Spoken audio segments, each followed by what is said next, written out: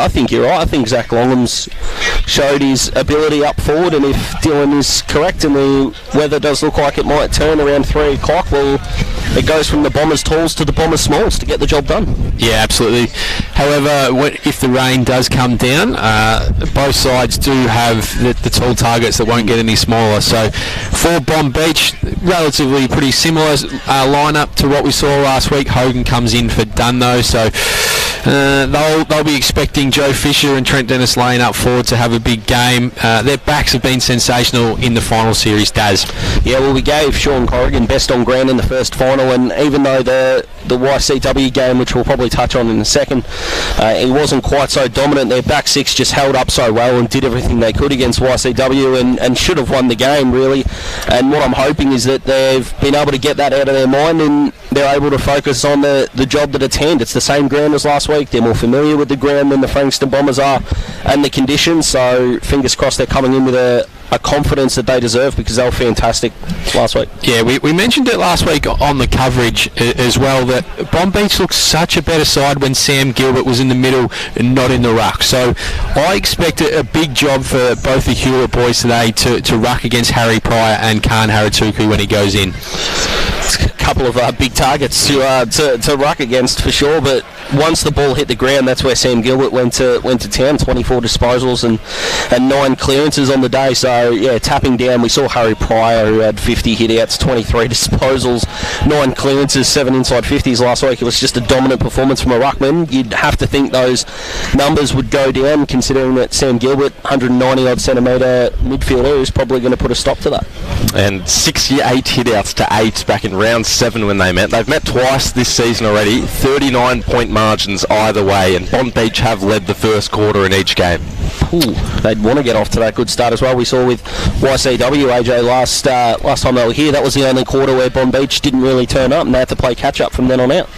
Yeah, you're absolutely right. I think for Bonbeach, I think their barometer in the last few weeks has been Bo Bailey out on the wing. He has been superb. Wing, half forward. He's hit the scoreboard. He gets plenty of space out there. So for the Bombers, they need to put a bit of time into him. Although when you go through the list for Bonbeach, like you've got Mitch Gent, you've got Trent Dennis-Lane, Shane McDonald, you've got Joe Fisher. You've also got, David Armitage, Sam Gilbert, Jackson Casey. So it bats really deep for the guys that you need to look after. However, Bo Bailey in the first couple of games has been superb. Yeah, well, he laid 8 tackles, which was the part of the game we probably didn't talk about for Bo, but I don't think anyone sort of raised their stock in these final series more than him. And 22 disposals in the first final. I think he had 24 last week, so off to a ridiculously good start. And if he's able to roam free and do what he wants, it's going to be a pretty lonely day for the wingmen of the Bombers. And then your likes of Trent Dennis-Lane, who's first in marks inside 50 with 4.1, first in goals with 3.6, 51 goals in 14 games this season. You'd think he'd be one of the main targets today as well. Yeah, of course, and you've got Shane McDonald as well, who's just probably one of the craftier players we've seen all season, who can go forward and kick goals as well. I think he kicked 4 in the last game before we hit finals, but he's worked up the ground a bit more, AJ, which is going to be an interesting watch where he spends his time. The Bombers are a team full of momentum that don't like giving it up, so it could be a bit of a lonely place, the half-forward flank, if the Bombers get off to a good start. Yeah, you're absolutely right. Now, it's interesting to see that Bonbeach are wearing the away strip. However, they finished higher on the ladder. Whether that they were happy to do that because they have the alternate strip, potentially. Yeah. So it might be for the fact that saving the Bombers not having to wear, I guess, a league-supplied Guernsey. Yeah, that could be it. I mean, we saw the Bombers, they were at their home ground last week and something was made of that. So, yeah, it's a bit interesting. I don't think it'll bother them too much. A spot in the grand final is on the line, so they'll live with it. Now, let's have a look at the Frankston Bombers lineup. And we mentioned Harrison Pryor. He was superb last week in the ruck. He's obviously going to have more of a task today. However, I thought, although he didn't hit the scoreboard, I thought Khan Haratuku, he got one, but I thought his game at centre half forward was superb. And we see that Jared Grant, Jake Batchelor deeper to goal, but Haratuku across half forward, up on the wings. it's so much better to have a plan and stick to it when you've got someone that you can trust at centre half forward. And on the other hand, you've got Joe Fisher for Bonbeach. So they're the two positions that I'm going to look at today. We know that both sides bat very deep in the midfield. I think that Bonbeach have been superb down back. Waterston, you've got Corrigan, you've got McLean. So I think what I want to see today is I think the makeup of the centre half forwards and who can have more of an impact will go a long way to determining who's going to win this game. Mark's Logan as well, who's 5th in spoils in the league, 6.71 percenters, 2.2 intercept marks as well. That's pretty handy, but we talked about it, AJ. I remember you've driven it home all final series, and it's ageing beautifully. Is the disposal efficiency in finals, especially coming out of your back half, is not going to be as high during home and away games, as we know. So having that target you can just dump to down the line is ever so important, and it's probably what's cost a Mount Eliza or these sides that might not have those there. Both of these teams have got them in spades, so I think that's a worthy matchup to look out for. We saw it yesterday with the Langwarrin game that Jared Brown, although he didn't have a big game, he was just able to create a contest, and that's what you want. Whereas for Kooringal, there was nothing. There was no structure. There was no high half forward that could lead up because Riley Darcy was out. So Darcy had to play a little bit deeper, and then he went into the ruck. So that's what sort of let them down. And I see today, obviously, it's going to be a different comparison for the fact that both sides have really good centre half forwards and they can play a massive role today.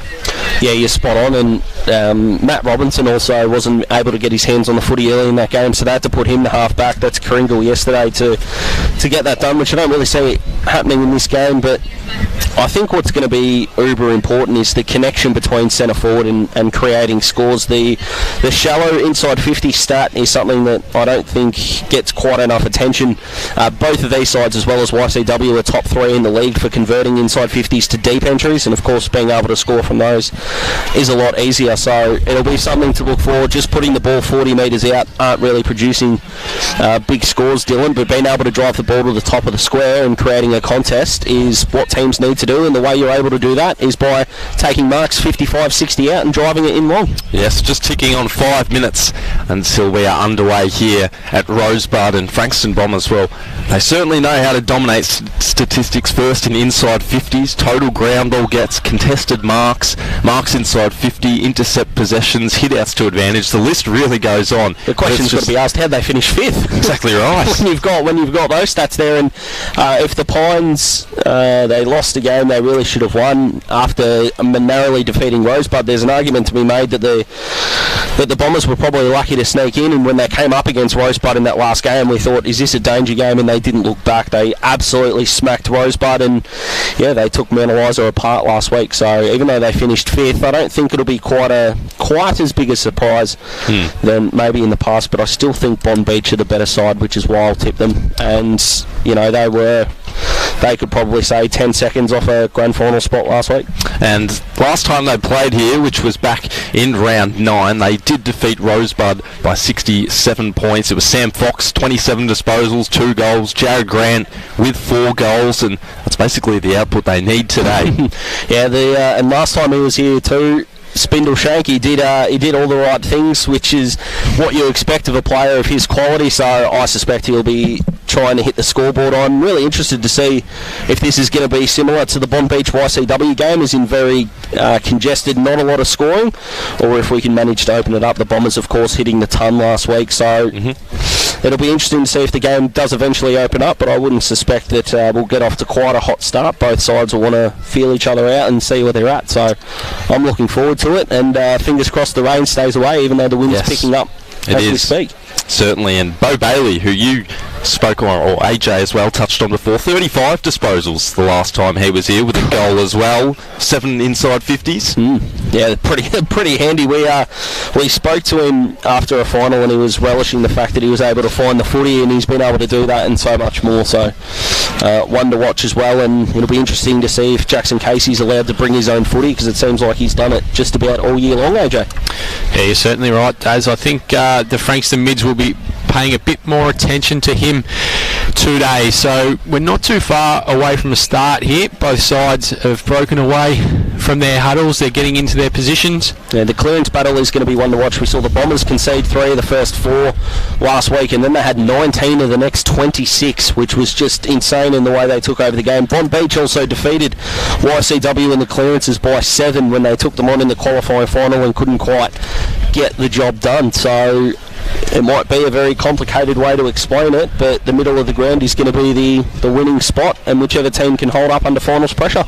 Absolutely. So Bonbeach will be going to the left of the screen, also to the dial of your radio.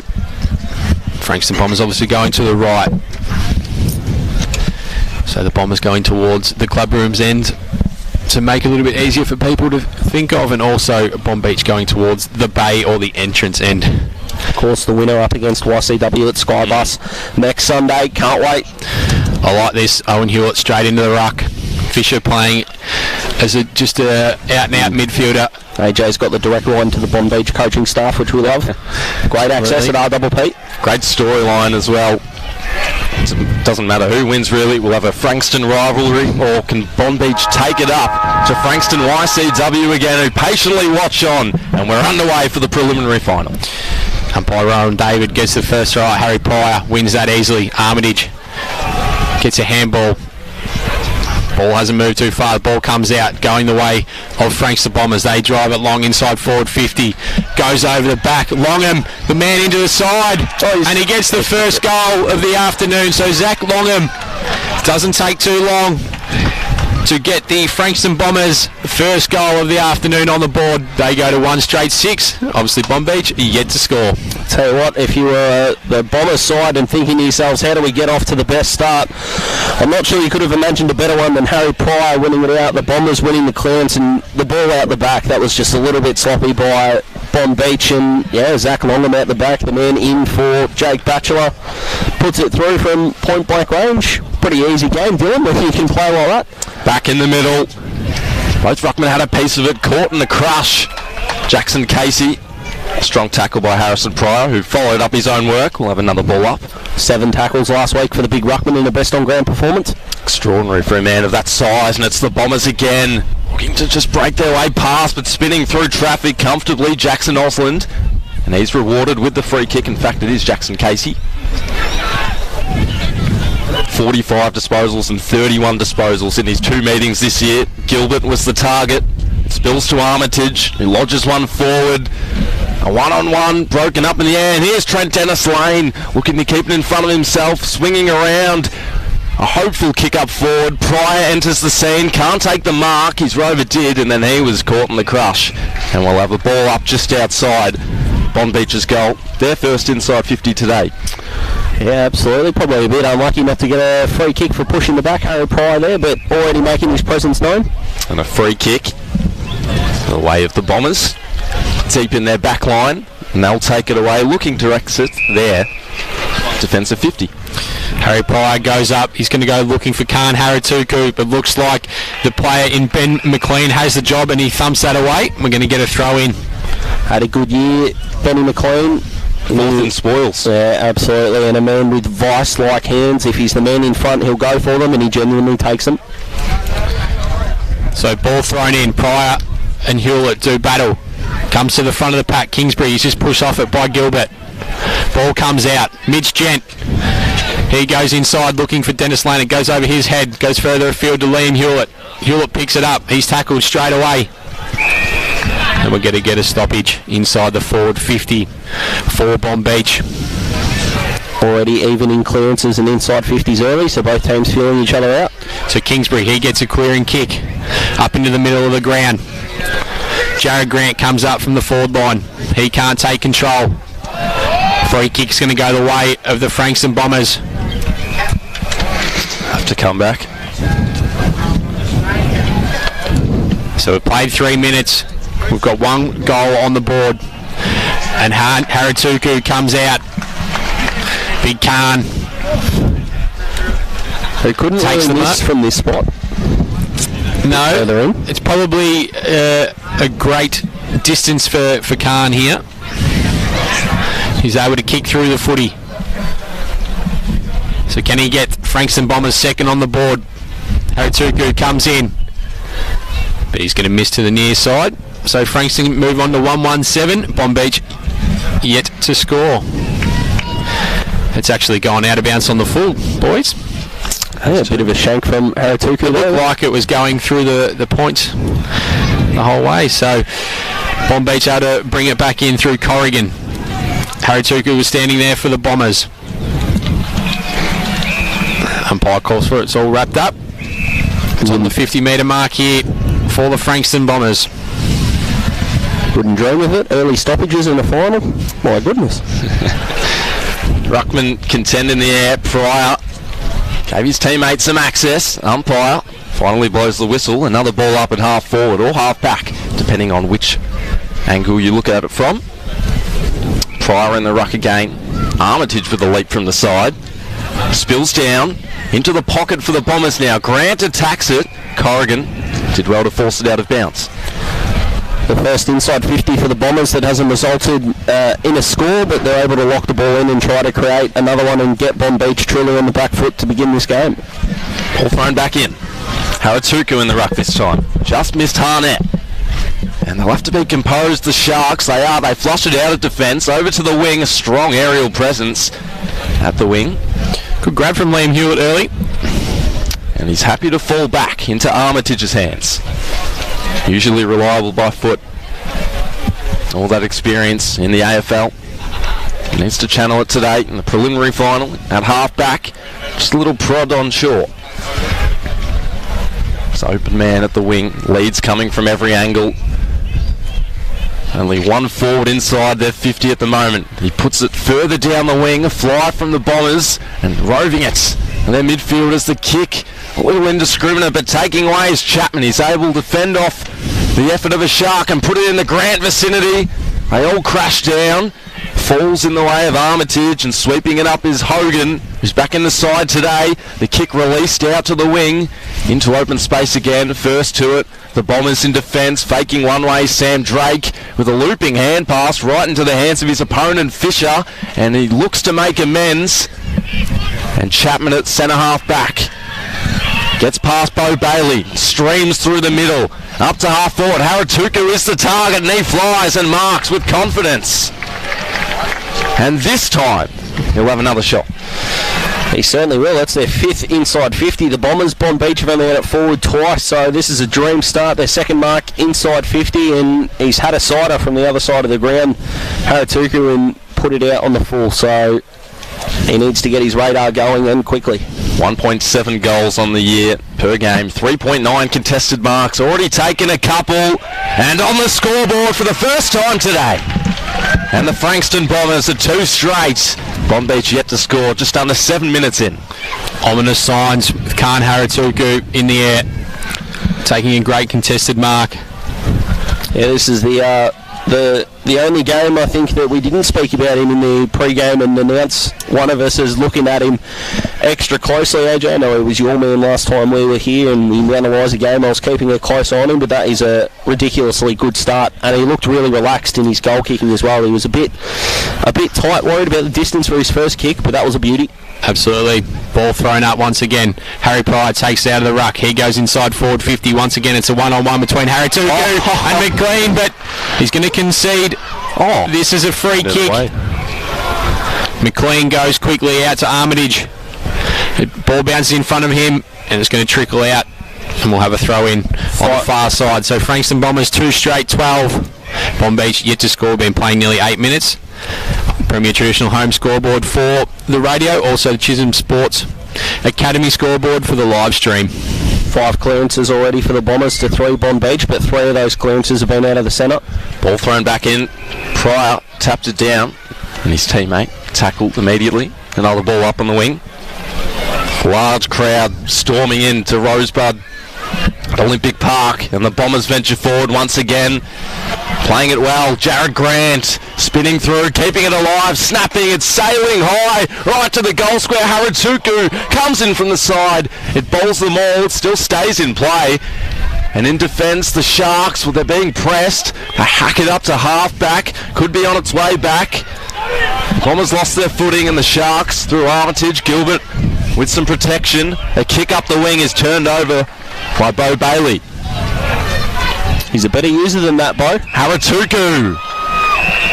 Umpire calls for a whistle, and it'll be the Sharks' free kick. Still in their back line, and the Bombers dominating early. Another dangerous kick, putting Hewlett under unnecessary pressure. Right, able to pick it up. Across the wing he goes. No real target in mind. It evades Shane McDonald, and we'll have another boundary throw in, about 75 out from the Sharks' goal. Just one of those kicks taking territory that if it was exiting the 50, you'd probably get pinged for insufficient intent, but because it's going forward, they get away with it. So we're going to get a restart here from the boundary umpire. Hewlett and Pryor both missed that. Comes down to Armitage. He's tackled by Harnett. Dispossessed, and Harnett's going to win a free kick for the Frankston Bombers. So a big game for Alex Harnett to get his Chargers into a grand final. They've gone short, up to centre wing, looking for Jaron Grant on the lead, and they've found him. He wheels and goes. He's got players out the back. Longham, Didyman Cantonio, packs forms. An exit kick there to Gilbert. He's able to relieve and go by hand over to McLean. He goes with a high up and under. It's going to be taken by Sean Corrigan, who's been sensational for the Sharks in the finals series, boys. Don't think that kick was intentional, but it was lace out nonetheless. Verma, he's got the footy now. Half-back line for Bonbeach. He goes over, and he's found the play there in Calvin Lee. Casey goes over, looking for Hewlett. Oh, yeah. He's going to get a free kick, and that is Owen Hewlett. So both the Hewlett boys have had a bit of a cider early to get their confidence going. They're going to go in looking for Trent Dennis Lane. Spoiled away from him by Garrett, and we'll get a boundary throw in. Yeah, not sure I'm a massive fan of that kick going inside 50. Not only the spot, but just off the one step, no real power, and it was a pretty shallow entry, which is not what Bonbeach want. Hit the top of the square and put the Bombers under pressure. Deep in the Sharks forward line, nearly 11 minutes in. Casey mowed down in the tackle, but taken high. And now they'll have a set shot, looking to get on the board for the first time today. Already 9 free kicks given in this game, and we're only 11 minutes gone. So the players might be struggling to adjust to the tempo early in this one. 40 plus disposals in 3 of Jackson Casey's previous games, and he's just missed that one to the left. 3 of his 5 previous games, that was. And Bonbeach kicking to the left of your radio dial or screen, depending on what you're watching on. They hit the scoreboard for the first time today. It's 1 point, and the Bombers 2 straight 12. Nearly 12 minutes into this opening quarter of the Mpnfl Division 1 preliminary final. Large pack of players at the wing. It falls to ground level, even numbers, and then eventually the Sharks take it away. Corrigan, unfamiliar territory for him, carves his way through, puts it to the pocket. Dennis Lane running onto it, taking it out of bounds in defence, Jared Amalfi. That was really good by Calvin Lee as well, who picked up that footy off his shoelaces and delivered out a handball to Corrigan, and they're able to lock the ball in. That's their 5th inside 50. Bombers have had 8. Bombers also leading clearances 6-3. Garrett has the job on Trent Dennis Lane today. Fisher in the ruck now. The Bonbeach comes down to Shane McDonald. He goes on his left. What a star Shane McDonald has been and still is. He gets the first of the afternoon for Bonbeach. So they're 1 straight 6. 1-1-7, sorry.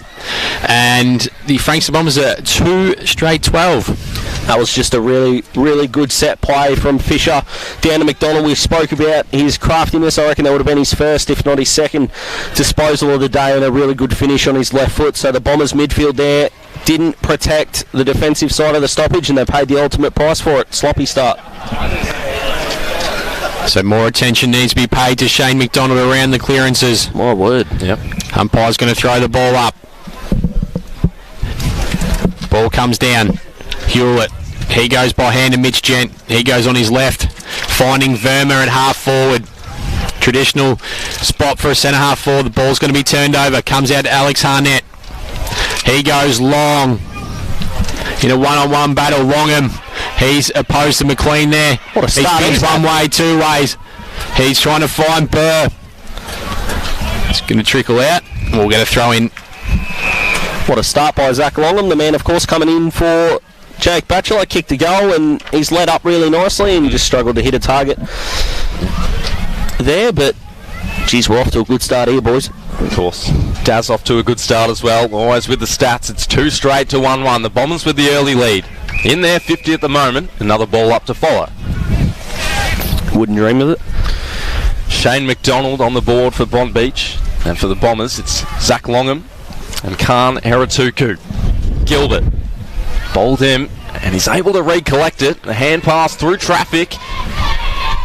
Dangerous times, but they're able to make their way out. Are the Sharks up the wing again? Numbers with the Bombers and camped underneath in defence. They're able to take the mark. But right half back, Dennis Lane stands on the mark. He lofts the kick a little higher. Haratuku had to fly. It was broken up in the air from behind. He made claims that he had it on the second attempt, and the umpire disagreed. So we'll have another ball up on the wing. I don't really think he sold the fact that he took that mark all that well, but credit to Garrett for his work on Trent Dennis Lane there. He did complain to the umpire. It wasn't a block. He just used his body really well.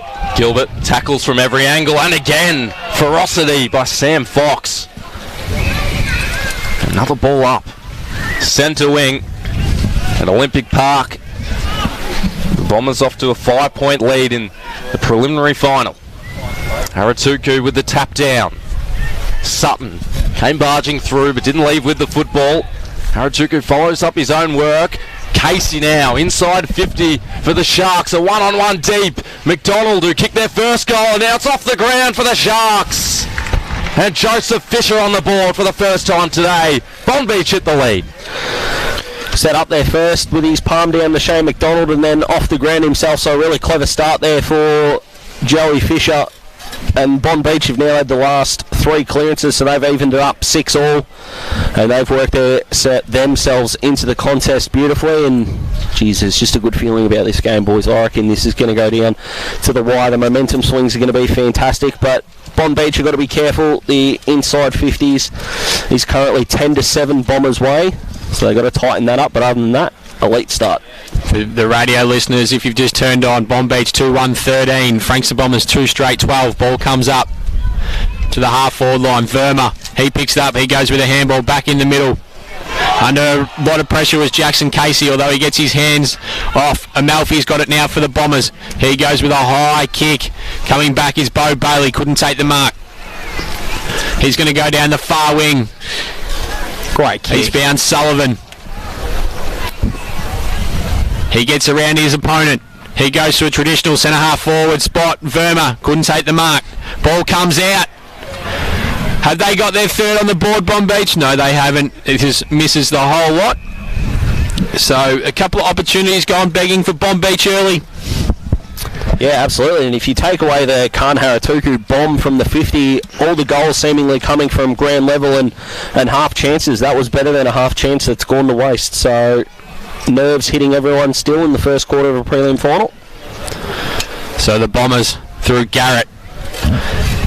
He comes out of his defence, but he's not going to find a teammate there. Starting to lock them in now, Bonbeach, and play the game in their forward half, which is what they need to do. Inside forward 50, they go once again, Bonbeach. TDL has to compete with 3. If he can get the ball out, which he does, it'll be a great result for the Sharks. And now the Bombers have got to keep an eye on the defensive part of their stoppage. This is where Fisher found McDonald to set up their first one, so let's see if they've learnt anything in game. Inside the Sharks 50. Nearly 18 minutes through this opening quarter. Haratuku paddles it down, and the clearance comes from the Bombers only as far as Shane McDonald. So agile. Footwork on display. He dribbles it along the ground across the arc of 50, and a tackle ensues. We'll have another ball up right on the paint. 50 out from the Sharks goal.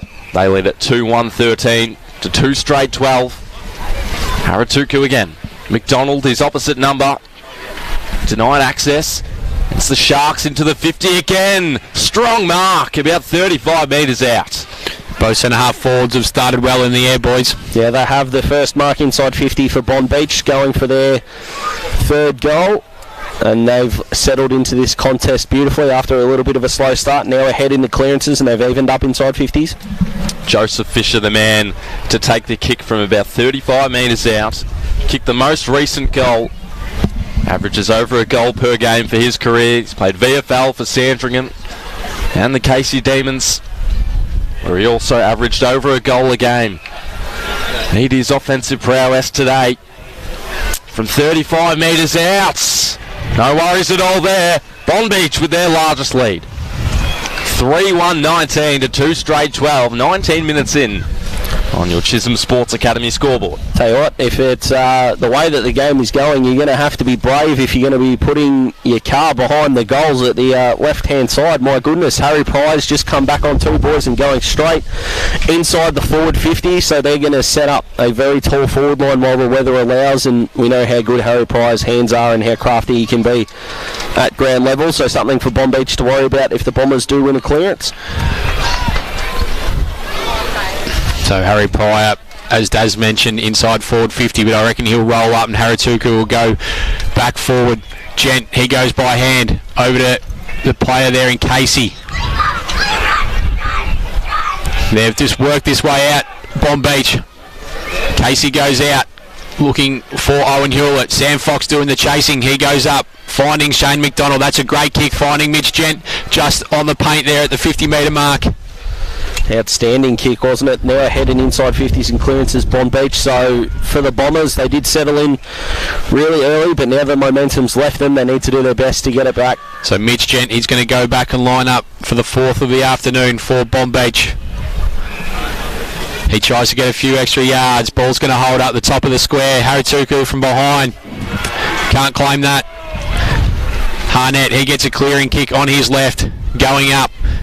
The numbers is going to be preferred there for Bonbeach.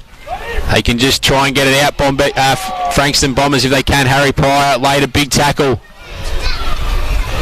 The umpire's going to circle and call for it. So Bonbeach 3-1-19, Frankston Bombers 2 straight 12.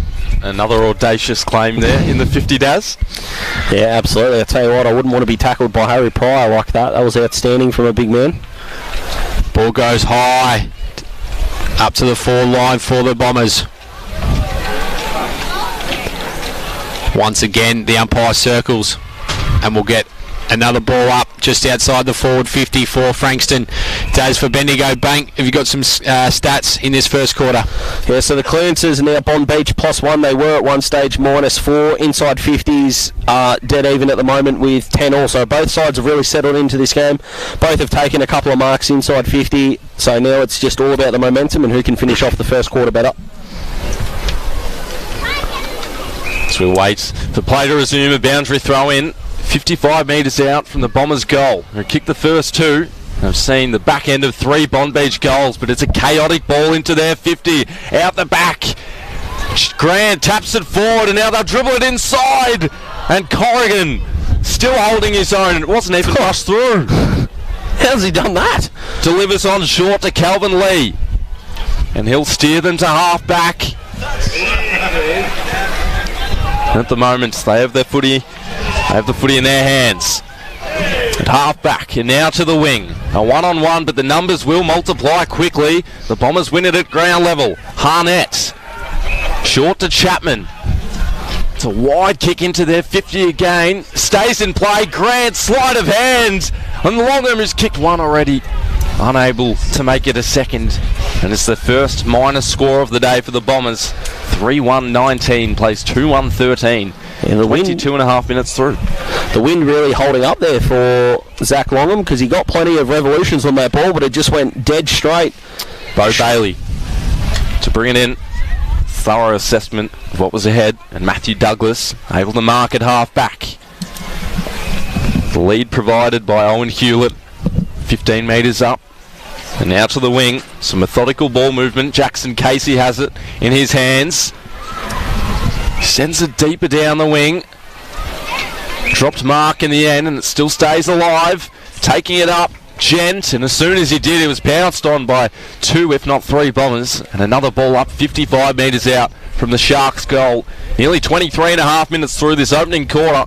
It's the Sharks by a goal in the preliminary final. So Owen Hewlett, he was in the ruck. He's going to concede a free kick here to big Harry Pryor. He's looking inboard, but he's going to go down the far side. He goes up looking for Khan. Haratuku couldn't take the mark. Ball comes to ground. Bailey, he gets the handball out. They go by hand once again, so they've worked their way through. Bonbeach up to Shane McDonald. He goes by hand over to Sam Gilbert. Varaka, he goes in looking for a target. Running down that far side is Midge Gent, but the ball's going to beat him out and we'll get a throw in. Shane McDonald, he's probably had the 4 or 5 disposals. He wouldn't be one of the highest on the ground, but everything he's done's just turned to gold so far, and a big reason why the half-forward flank is a necessary position on the ground, and if you're going to be one of the best teams in the comp, you're going to need a player as good as him around the contest. So it was Verma going inside forward 50, boys. The ball comes to ground. Tackle applied. Shane McDonald. He goes one way, goes back again. He's tackled, gets his handball off. So the pressure's very good here from the Frankston defence, although Lee, he comes out. Shot at goal. One behind. Had more time than he thought. So Bonbeach 3-2-20, Frankston Bombers 2-1-13. Nearly 25 minutes gone here in the first quarter. Barely been able to take a breath this quarter. It's just been free-flowing footy, which at finals time is fantastic. Yep. Frenetic sequences all round. Absolutely. Ball comes out. Harnett gets his big frame at the front. Couldn't take the mark. Tackle applied by Pickus. And the ball is going nowhere. Tell you what, a goal here to finish the quarter for either team would be a dagger for the other. It's been a really close start. Updated inside 50 count house. Inside 50s, Bonbeach at +1 at the moment, 13-12. Pryor out the ruck, scrambles one up the wing. Corrigan wearing his man like a glove. Exceptional stuff. He's received the free kick as well. Players through the middle. Armitage the most central. And then to the side, he has McLean. Elects to kick it to Michael Wright. And Calvin Lee just missed that one before. Directs it into their 50 again. 2-on-1 for the Bombers. They were able to mark in defence. Relieve some pressure at the moment. And spread out to the wing again. Haratuku, probably the target. It dropped short for him. Ricocheted off his opponent's legs. Pryor tosses a high one up in the air to another 2-on-2 at the wing.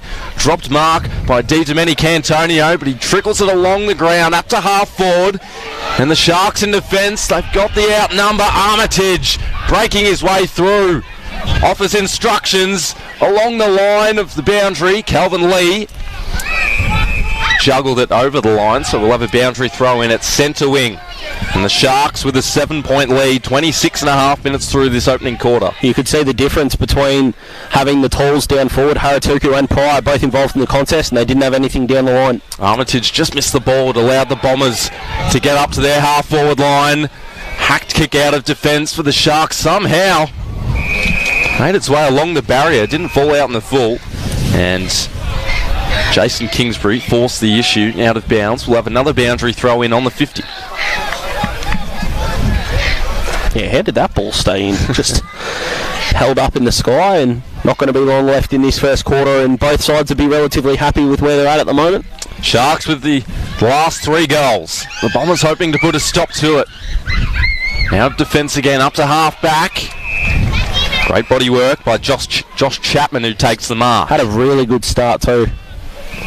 Deep engagement into the pocket. Grant's there. And there's the siren. Wasn't through for a behind, so the score stays at 3-2-20 for Bonbeach, and the Frankston Bombers, who kicked the opening 2 goals, they're still at 2-1-13. It was just a 27.5 minute opening quarter, Daz. Yeah, it was, and both sides, the Bombers got the momentum early. I mean, within 30 seconds, Zach Longham had kicked that first goal, and then Bonbeach have fought back magnificently, but I've loved the start. Inside 50s, Bombers are up by 2 at the moment, even in clearances. Both have taken a couple of marks inside 50 as well, AJ. Absolutely right. Joe Fisher has 2 for the afternoon. Shane McDonald 1, and for the Bombers, Zach Longman 1, and also Khan Haratuku 1. So as we stand here at quarter time, 3-2-20 Bonbeach.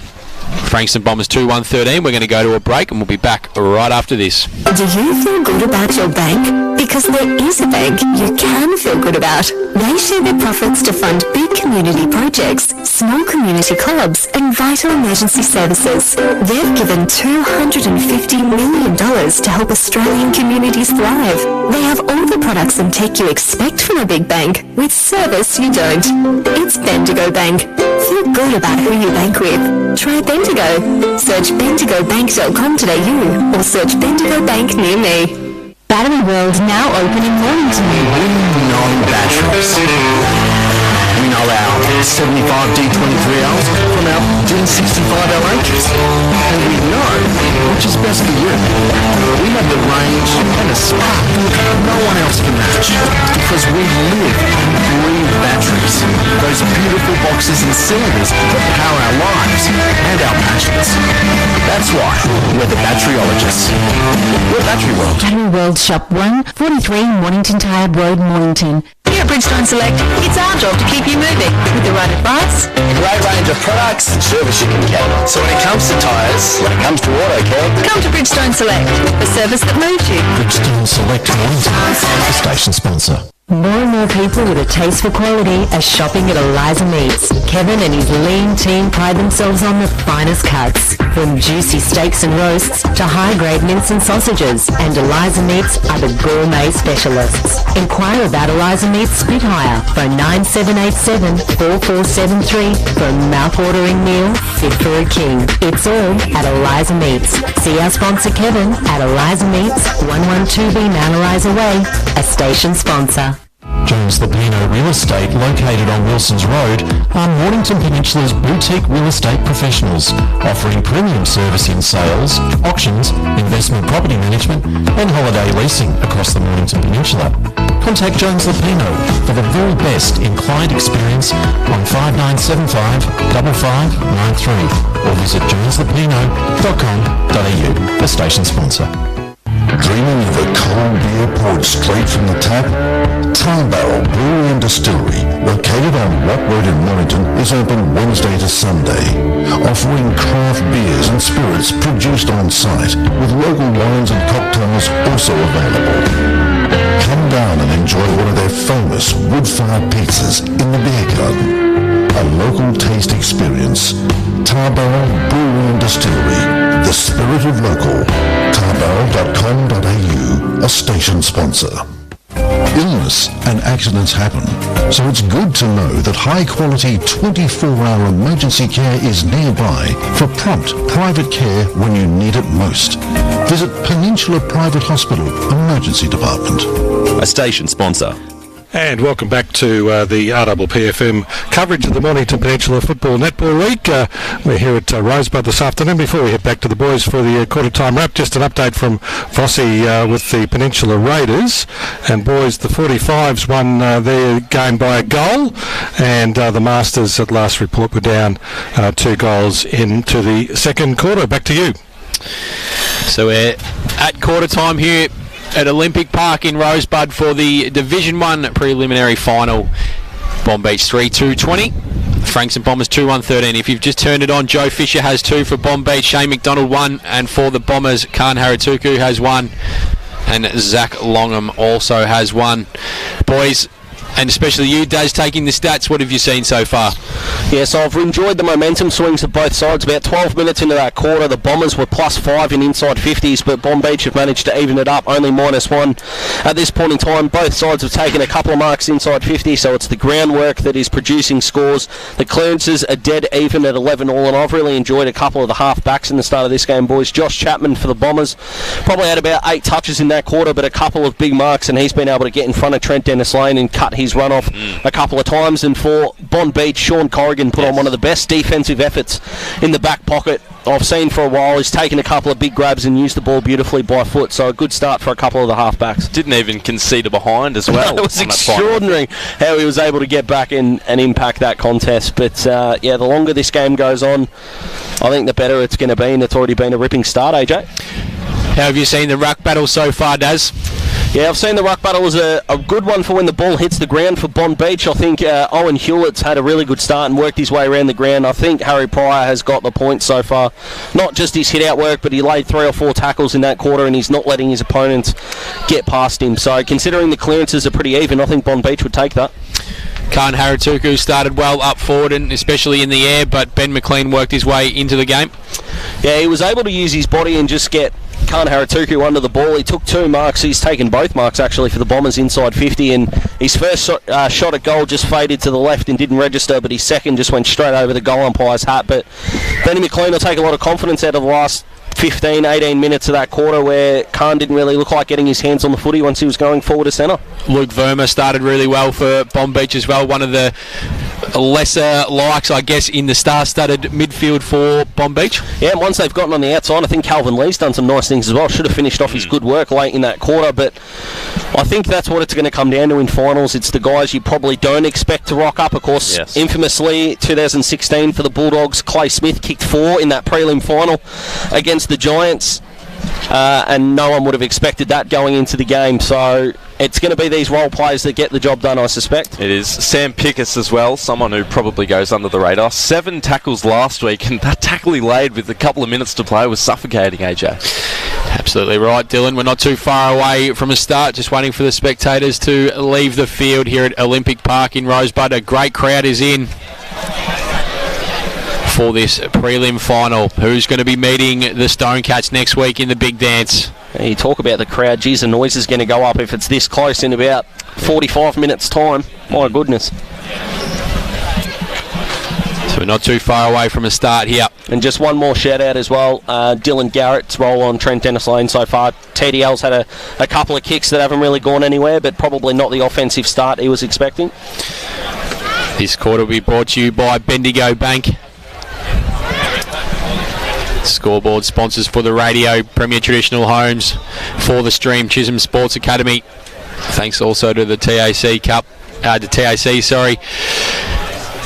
The old TAC Cup was a good competition. Now the NAB League. Yes. Plenty of players have played in that from the Mpnfl as we're underway here in this second quarter. Harry Pryor up to Alex Harnett. What a majestical hit out that was. They've gone forward here, the Bombers. They've taken the mark. Similar to the first 20 seconds of the previous quarter. Yeah, absolutely, except this one didn't get out the back. They've been able to take a grab. So, yeah, the Bombers starting quarters really well, but Bonbeach will take some confidence out of the fact they dominated the last 15 minutes. So it's going to be a tough kick. He'll have to kick from just inside the 50-metre mark. Wind starting to pick up here at Olympic Park. Will it be a dream start for the Bombers in this second quarter? Shot on goal. It's going to hold up to the top of the square. That's a great mark by Liam Hewlett. He started very well today. Got a big job playing against Harry Pryor. He's going to go in looking for Sam Gilbert, and he finds him in the corridor in their defensive 50. He's going to bring the ball wide, looking for Calvin Lee. They find him. Bit of a tough kick. Pryor comes over the top. It's going to potentially work out here for the Bombers. Verma. Fisher goes quickly inside forward 50. Shane McDonald was the deepest forward. Can TDL run onto it for the Sharks? He picks it up. Brushes off one. Handball goes over to the dangerous spot, but standing there was Pickers for the Frankston Bombers, who's going to rebound from their defensive 50. They're still under a bit of pressure here, the Bombers. Umpire's going to call for a stoppage just outside the 50-metre mark. So it'll be interesting now for the Bombers. They've seen a kick go inside 50 and drop short, so they'll know that not to stand on the goal line, but probably the top of the square to create a contest if the kick is coming in from deep. Sutton gets the kick up to the wing out of the clearance, but the Sharks cut it off. And they'll venture through the middle.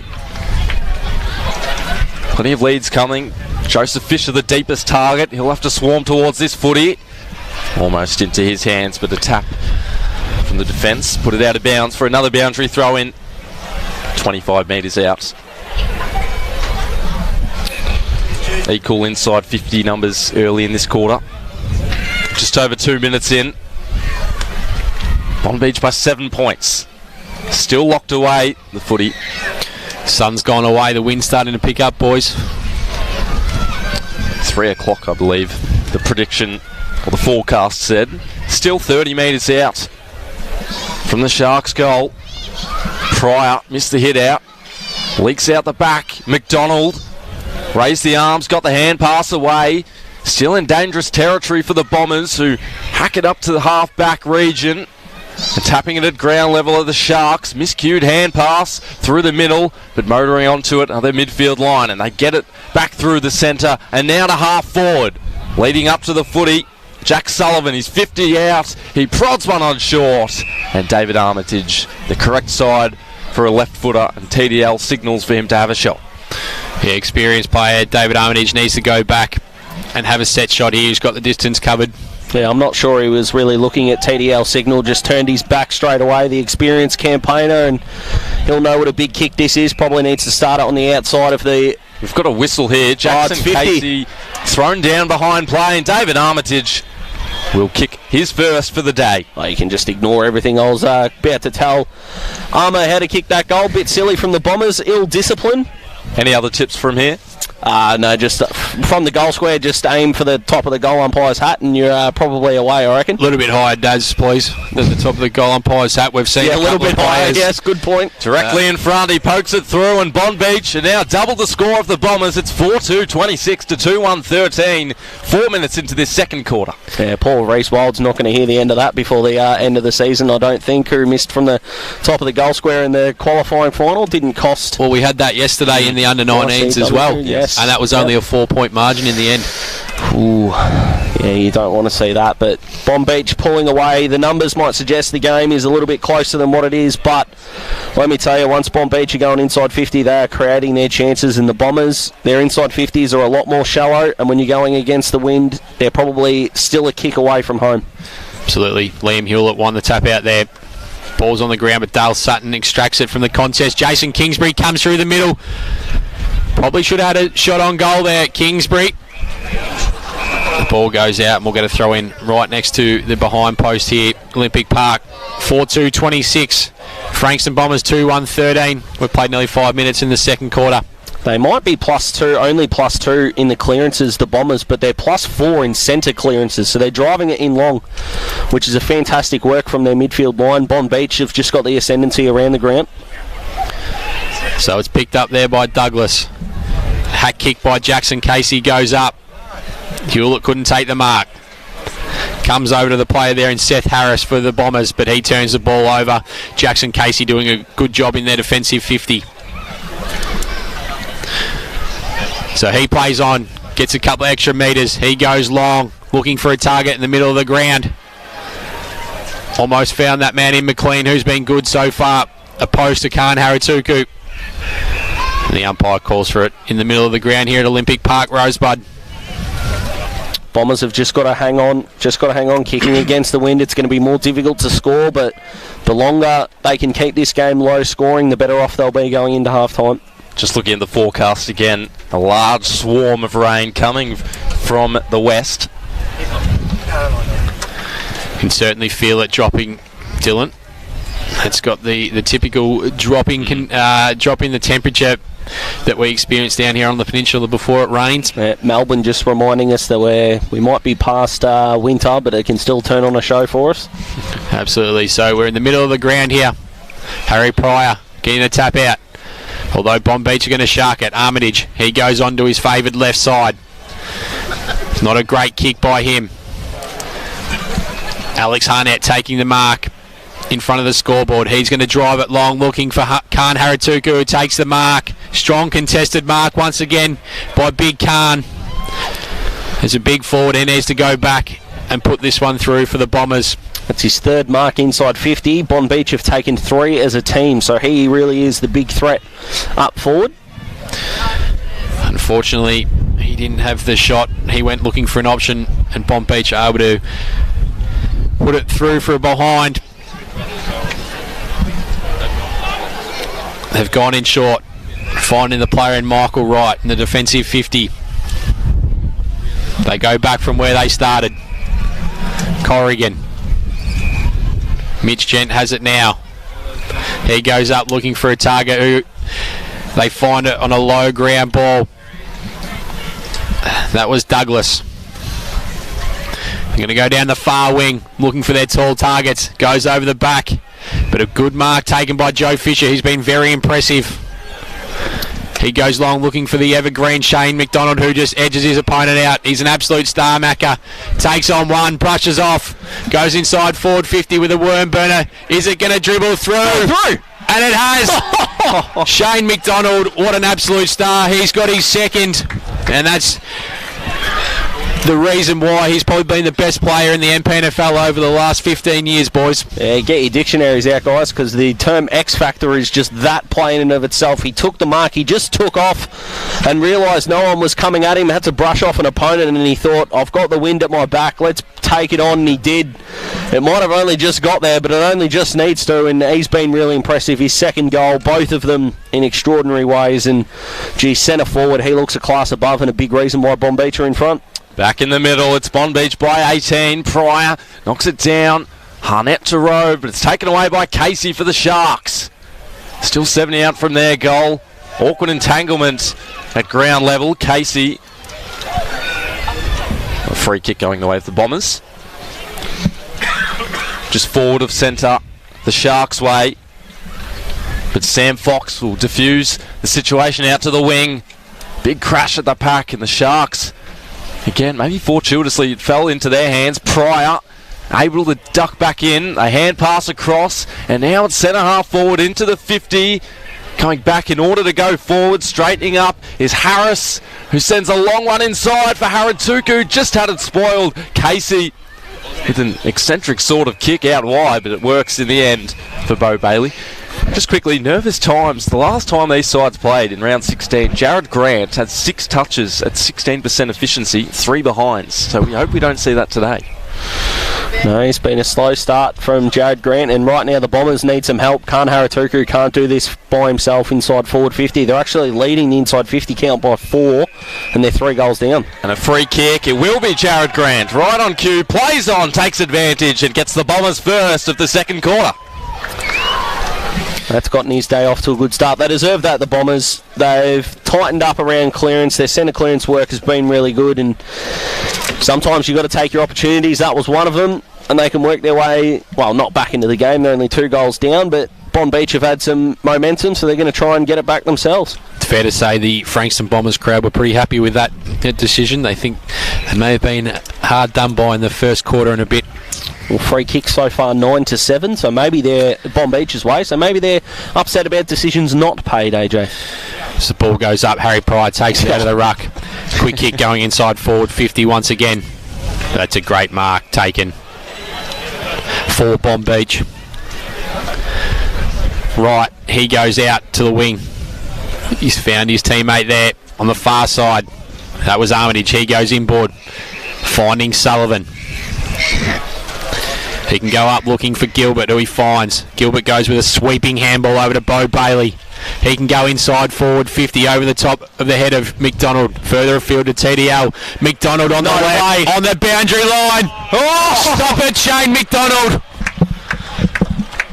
Just stop it. It's that good. All you can do is laugh. I'm going to back up my sentiment and say that's why he's been the best player in the Mpnfl for the last 15 years. Doing that at his age right now, he's an absolute freak. He picked it up. He just didn't look like missing. He didn't look inside. He didn't have to. Nor should he when he's doing that. Correct. And has the ability to do it. That's just an outrageously good finish. And the Bombers, they're leading clearances. They're 6-2 in terms of centre clearances. And when Bonbeach are able to repel and do things like that, simply extraordinary. So it's back in the middle. Fox with the handball. No mark taken to Sutton. Douglas going to get the clearing kick for Bonbeach. Looking out there for Armitage. Goes over his head. He's in a race against the boundary line, but it's going to beat him there, and we'll get a throw in. So Trent Dennis-Lane not getting his hands on the footy, but just kept the ball in front, allowed Shane McDonald to pick it up, and what a finish that was. And if that's the level of things going right for Bonbeach today, it just might be their day. Just waiting for Jason Kingsbury, who had 9 clearances back in round 16. Haven't seen too much of him today. Free kick in the way of the Bombers. Alex Harnett, half back for the Bombers, who trailed by 18 points after Shane McDonald dribbled through his third of the day. 12 and a half minutes through this second quarter. Swiped away, but still the Bombers able to kick with length into their 50. Grant nudged out of it, being warned well by Waterstone, who keeps it in play. And now we'll have a scrum and probably a ball up. And we do. So here's the difference. We saw Joe Fisher set up Shane McDonald for a first inside the Bombers. They haven't been able to make a lot of things work from stoppages inside 50. Haratuku down. The snap spontaneously from the pack. Wide across goal. Barreling into each other. A 2-on-2. Bodies flying in every angle. And the free kick given away by Seth Harris. Bonbeach up to the wing. Into open space. Tracking it down first. The numbers for the Bombers slipping to ground. Sam Drake. The tackle came across from Corrigan. Here we go. The crowd's starting to get involved. Corrigan drifted all the way up to the wing. And now he's manning Jackson Burr, who we also haven't seen much of today. Basically typifies his day. Armitage has the footy, but a free kick the way of the Bombers again. At the wing. What's the approach here, Daz, for the Bombers? Well, they need someone down the line who can take a mark, but their inside 50s need to be deeper. They need to hit their targets, which they didn't do on that occasion. Fox out of the grasp of his defender, and a long ball sent from Pryor into the 50. Grant at the back. Almost took a hanger, and Harnett. Robes smothered back into his hands. Fished out the hand pass. They're all obscured on the boundary line. We'll have a boundary throw in.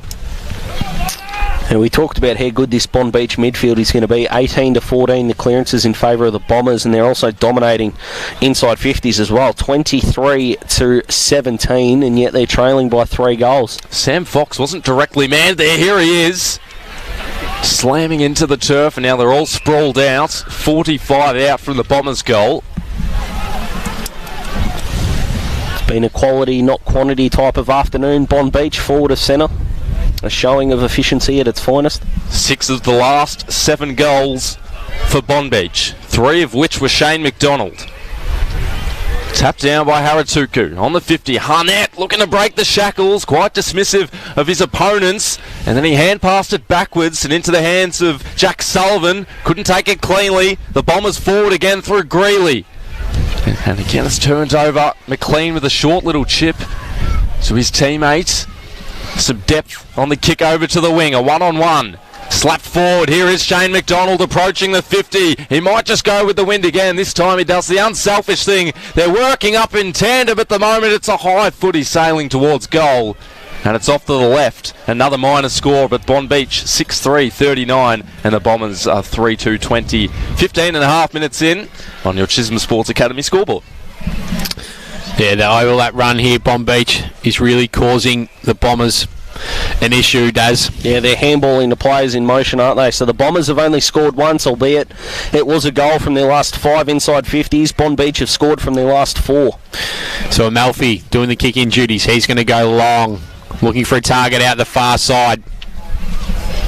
Ball comes out. Quick kick going forward by the Bombers. McLean, he's been superb for Bonbeach. He's going to drive it long. No target was found. It's on the ground. Picked up by the Bombers. Pickus was dispossessed. Ball goes out. We're going to have a throw in. Ben McLean and Sean Corrigan, they just do free kick right going thing. The way of Bonbeach here, sorry Daz. Oh, that's the second bit of ill-disciplined play from the Bombers. You've got to be better than that in a preliminary final. So Wright has the footy. Got Liam Hewlett inboard. They found him. He plays on. Been good. Inside forward 50 and deep they go. Looking for TDL. Comes to the front. Lee roving that pack. And that is a great goal, Calvin Lee. So Bonbeach are going to move on to 7-3-45. And they are well and truly on top here, boys. Yeah, they are. And Calvin Lee deserved a goal in that first quarter. He roved beautifully. He was part of a 1-2 chain, and he couldn't quite finish it off, but he did on that occasion. And gee, Bonbeach, this is the reason why they're the second best team in the comp. They just do the right thing more often. Ben McLean left his opponent, attacked the footy on the wing, and was able to drive it forward. But the Bombers' discipline at the moment, I'm not saying this to stir up AJ, but we saw Melbourne a couple of times. Ill discipline cost them, and it's cost the Bombers a couple of goals and probably the momentum in this second quarter. So Liam Hill in the ruck. That was a great tap down by Pryor. Sutton, he goes long inside forward 50. Big mark taken, Khan Haratuku. It's a one-man show up forward for the Bombers at the moment. That's their 5th mark inside 50, and he's taken 4 of them. So 7-3-45. Frankston Bombers currently 3-2-20. We've played nearly 18 minutes in the second quarter. Haratuku's going to go back and line up for his second of the afternoon. This will be their 6th score from their 25th inside 50, so only going at 24%. In he comes. It looks like he's just snuck this one home. The umpire did a fair bit of work, but Haratuku gets his second. So they go up to 4-2-26. Bonbeach 7-3-45. Not sure if they test for agility at the umpire's combine, but that goal umpire's just done a magnificent job there. Khan, if he was an extra 2 metres further out, that was going absolutely nowhere. But, geez, it's an understatement, boys, but they really needed that. +6 in the inside 50s, +6 in centre clearances, if you don't mind. And they're still trailing on the scoreboard. So they need to get themselves back into the game, and that's one way to do it. High level of lateral movement by the goal umpire there. Absolutely, Daz. Great insight by the one and only Daz. He's going to keep Dylan around if he's going to talk me up like that. 19-point lead for the Sharks, but it's the Bombers brought down in the tackle. Sutton, and they'll repel through the agency of Mitch Gent. Little indecisive with the hand pass, and now they go back and into the 50 again. Spoil comes from the Bombers' defence, but it's still alive, and it's Jake McDonald. Oh, no way. They swarm him. And why wouldn't you? He's kicked 4 on the day, and Bonbeach's lead back up to 25. Does this bloke know how to kick a normal goal for a forward? He's been the magnificent crummer to Joe Fisher. He kicked that miraculous dribble kick. He did, that reminded me a lot of one of Nick Davis's goals against Geelong at the SCG, just around the corner from 40. This man is a certified freak. And of course, he took the mark 60 out, pushed off an opponent, and went long from 55 and dribbled it through for his 4th. So he is the human highlight reel at the moment. Might be time to make a change down there for the Bombers. The ball's back in the middle. Gilbert, he goes on his left. Verma in front, couldn't take the mark. Coming off was Bo Bailey. Over the top. Bonbeach a goal once again. That is a big dumping tackle that's going to be rewarded. Going the Bonbeach way for too high. He's got whiplash. So Luke Verma has the footy. Who's done some nice things, probably been lost in the shuffle given the quality of Bonbeach today, but he's been fantastic. See if he puts another one on the board here. They'll extend their margin right out to a 5-goal lead. In he comes. It's not going to make the distance. Or is it? It didn't look like it had. Quickly converse. Not sure the field umpire can say much about that when he's not in the position the goal umpire is, but Verma kicks his first of the afternoon. It's a 5-goal lead to Bonbeach here at Olympic Park. Yeah, so we talked about the efficiency inside 50. The 6 scoring shots from 25 inside 50s, that equates to 24% for the Bombers. Well, that was the 20th inside 50 for Bonbeach for their 12th score. That's 60%. That's a big difference in the game and why they're currently 31 points ahead. 6 goals to 2 this quarter. So Gilbert's in the ruck now. Douglas. Ball comes out for the Bombers. Didi Mancantonio.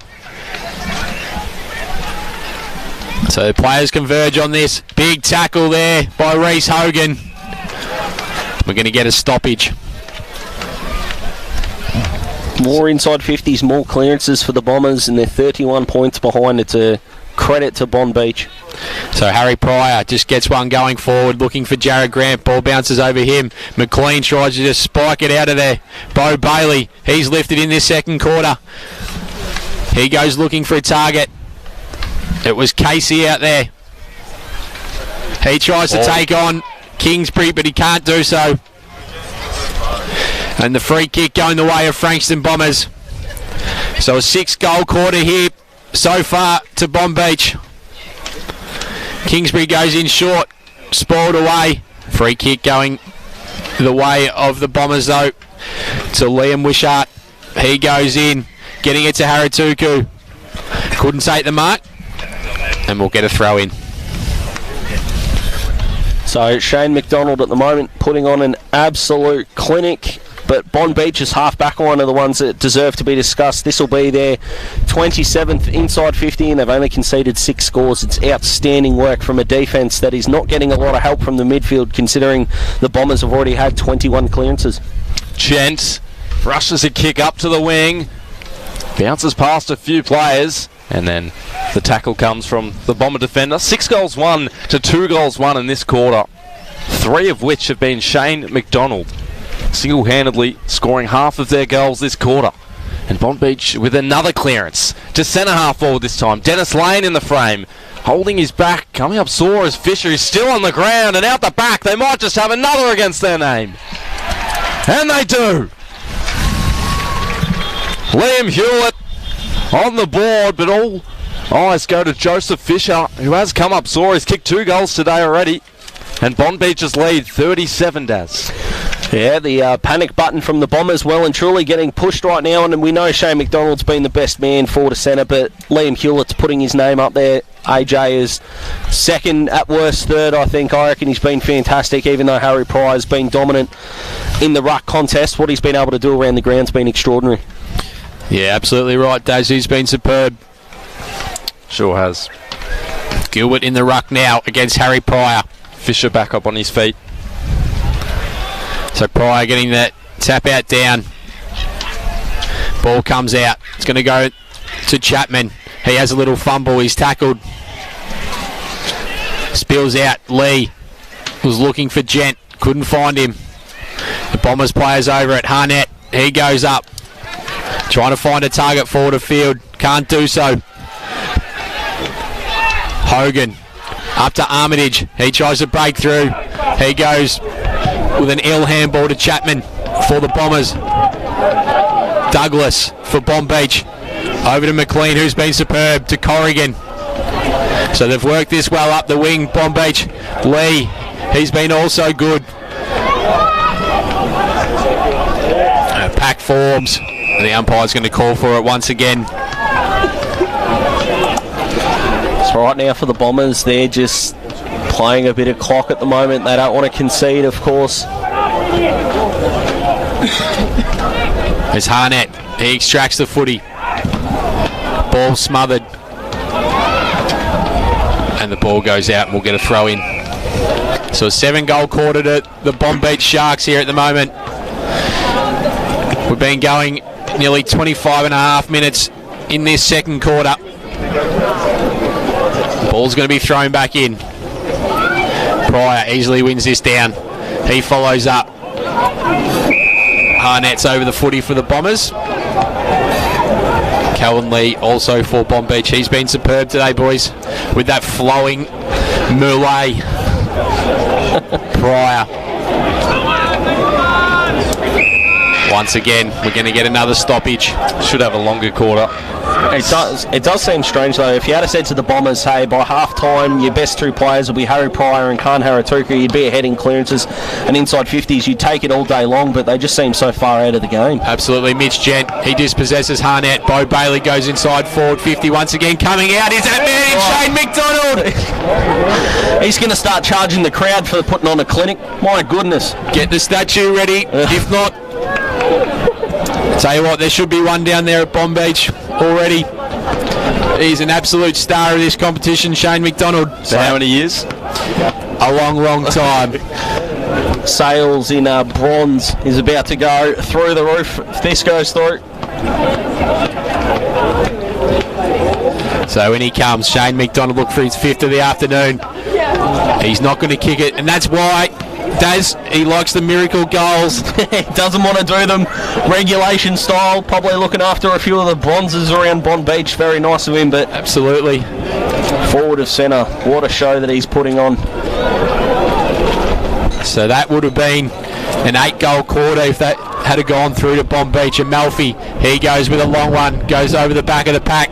Free kick's going to go the way of Frankston Bombers to that man in Harry Pryor. Wind evident now. Bit of rain trickling down as well, I believe. Just a slight drizzle. So not good conditions for Frankston Bombers to mount a comeback, boys. Tell you what, Dylan's enjoying the rain coming down. We've just ticked over to 3 o'clock and here they come. So Jane Bunn, look out. We've got a competitor for you. Dylan Bunn. Not sure it flows off the tongue as nicely. So Harry Pryor with a long one. Harnett tries to pick it up. He couldn't do so.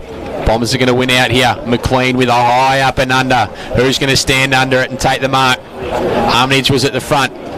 Ball comes out. Gent. He's been superb today. Douglas. He goes longer afield. Hewlett creates a contest. He's been superb as well. Ball comes to the back, and guess who's got it? McDonald. The hands are just working very well here for Bonbeach. Trent Dennis Lane. Player looked like Bo Bailey got in his way. Comes to the front of the contest. The pressure for the Bonbeach forwards is enormous. Out it comes. And the siren sounds. So Bonbeach 10-4-64. Frankston Bombers 4-2-26. It's half-time here in the preliminary final. A 7-goal quarter to Bonbeach, boys. They were superb. Yeah, I mean, what more can you say? It was the Shane McDonald show inside 50, but Liam Hewlett, I think, has been fantastic and deserves a shout-out. Bonbeach have scored from 63% of their inside 50s, which for a preliminary final is just insane. The Bombers, they've had 27 inside 50s and have only been able to put 6 scores on the board. That's a massive difference in the game because statistically, the Bombers look like they should be on top. More marks inside 50, more inside 50s, more clearances. Their centre clearances, they're dominating. They're just not getting it done once the ball hits centre forward. Dylan? 33-point lead last time they played, and the Bonbeach went on to win by 39 points. Do we see it stacking up in a similar fashion? 38 points at the moment. Yeah, a lot of people like to bring up the exceptions rather than the normalities in finals, but playing catch-up in a preliminary final is not something that happens all too often. So it's all on the Bombers now. You got nothing to lose. We'll see how it plays out. Frankston YCW, watch on. They've already got the spot next week. And Bonbeach with a 38-point lead against the Frankston Bombers in the only preliminary final of the week. Of course, there is only one. But we'll see how it plays out after this break. Stay with us. Do you feel good about your bank? Because there is a bank you can feel good about. They share their profits to fund big community projects, small community clubs, and vital emergency services. They've given $250 million to help Australian communities thrive. They have all the products and tech you expect from a big bank, with service you don't. It's Bendigo Bank. Feel good about who you bank with. Try Bendigo. Search bendigobank.com.au or search Bendigo Bank near me. Battery World now open in Mornington. We know batteries. We know our 75 D23Ls from our D65LHs. And we know which is best for you. We have the range and a spark no one else can match. Because we live and breathe batteries. Those beautiful boxes and cylinders that power our lives and our passions. That's why we're the batteryologists. We're Battery World. Battery World Shop 1, 43 Mornington Tyre Road, Mornington. Here at Bridgestone Select, it's our job to keep you moving with the right advice. A great range of products and service you can count on. So when it comes to tyres, when it comes to auto care, come to Bridgestone Select, the service that moves you. Bridgestone Select Mornington, the station sponsor. More and more people with a taste for quality are shopping at Eliza Meats. Kevin and his lean team pride themselves on the finest cuts, from juicy steaks and roasts to high-grade mince and sausages. And Eliza Meats are the gourmet specialists. Inquire about Eliza Meats Spit Hire. Phone 9787-4473 for a mouth-watering meal fit for a king. It's all at Eliza Meats. See our sponsor Kevin at Eliza Meats, 112B Mount Eliza Way, a station sponsor. Jones Lapino Real Estate, located on Wilson's Road, are Mornington Peninsula's boutique real estate professionals, offering premium service in sales, auctions, investment property management and holiday leasing across the Mornington Peninsula. contact Jones Lapino for the very best in client experience on 5975 5593 or visit joneslapino.com.au, the station sponsor. Dreaming of a cold beer poured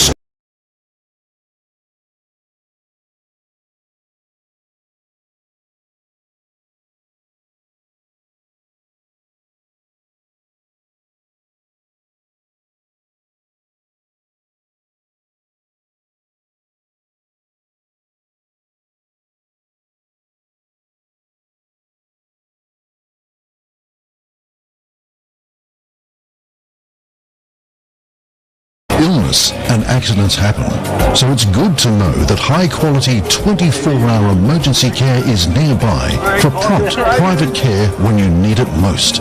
Visit Peninsula Private Hospital Emergency Department. A station sponsor. And welcome back, everybody, to Rosebud, to Olympic Park for this match of the day, the Battery World of Mornington match of the day. It is the preliminary final between Bonbeach and the Frankston Bombers, and at half-time, Bonbeach a very handy lead, 10-4-64 over the Bombers, 4-2-26. Just a few scores around the area. Just got an update from Vossi. The Masters lost by 9 points in their grand final. The Mornington Raiders, but the 45s got up by a goal, so thanks Vossi for that. Boys, just a couple of scores. AFLW games. Port Adelaide have got their first point in the competition. Draw with the Carlton side, both sides 4-3-27. The game between St Kilda and Melbourne well and truly on top in that one, 6-3-39 over St Kilda 1-7. A couple of other sporting results, of course. AFL yesterday saw a big win to Collingwood last night over Fremantle, and Collingwood would now have to make the trip up to play the Sydney Swans next week in Sydney. Of course, tennis overnight, early this morning, it was the US Open Women's Final, and Swiatek, I think is the way it's actually pronounced, was successful over Jabeur of Tunisia, so she won the ladies' title. VFL yesterday, I think Casey were big winners over the Brisbane Lions, and Southport currently over the Suns, and there was a conversation down at Frankston yesterday. A big win like 99-48 over the Lions. It was interesting to see if that was going to be an out-of-town grand final played in Melbourne, whether anybody would turn up, but obviously Casey getting through, I think, in that game. So Southport, 67 over 56 on the Gold Coast Suns at the moment. Boys, back to you boys for a little bit of a wrap about what happened in the first two quarters here. Yeah, thank you, Craigo. The first two quarters, well, for the first 4.5 minutes of this game, it looked like the Bombers had come to play much like they'd done against Mount Eliza, but since then, Bonbeach have just taken over the contest. Might not say it statistically, but on the scoreboard, 38 points, the margin, and they've scored from 63% of their inside 50s. That's Bonbeach I'm talking about, with the Bombers less than 30%. Not what you want to see in a preliminary final. Dylan is alongside me, and considering the weather has turned as predicted, mate, this margin looks all the greater. It does, and it all stems from Bonbeach. Just they've been utilising the run through the middle. There isn't really a lot to fault. Shane McDonald has been exceptional. 4 goals, nearly 5. AJ loves calling his name, but yeah, it's just, as I said, utilising the run through the middle. They know how to carry the ball. They've been working extremely well in the contests, and despite the ruck work from Harry Pryor and Khan Haratuku, they still hold that 38-point lead, and obviously those two will be the Frankston Bombers' best players at the moment. Yeah, they absolutely would be. Josh Chapman on the wing's been pretty good for the Bombers, but Bonbeach, it would be easier to tell you who's not had a good first half, and that list is nil at the moment. It seems like everyone's been involved from Bonbeach. Of course, Shane McDonald, forward centre, has been outstanding, but the one man that I want to give some credit to is Dylan Garrett, who is staying in the pocket of Trent Dennis-Lane at the moment. Who would have thought, with a 38-point lead at half-time, TDL hasn't hit the scoreboard? Absolutely, and on the other end, Sean Corrigan, I'll have to give credit to him. He has been magnificent.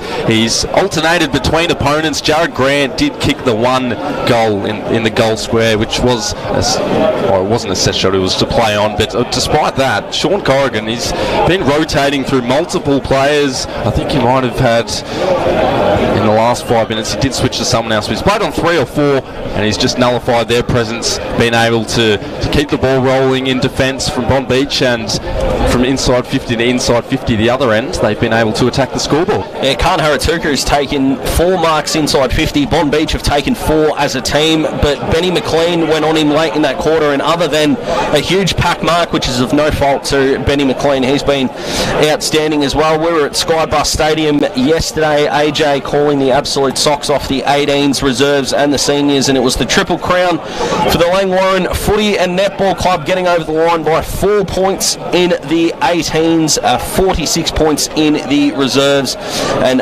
getting up by plenty, 51 points I think it was, in the seniors, with Zach Andrew Arthur winning the best on ground medal, not with contention but going against the grain of what we predicted, considering Vossi, AJ and I had 3 goes at picking the best on ground, and none of us went with Zach Andrew Arthur, as is the quality of that football club. Triple crown, first time it's happened, according to a reputable source, since 2002.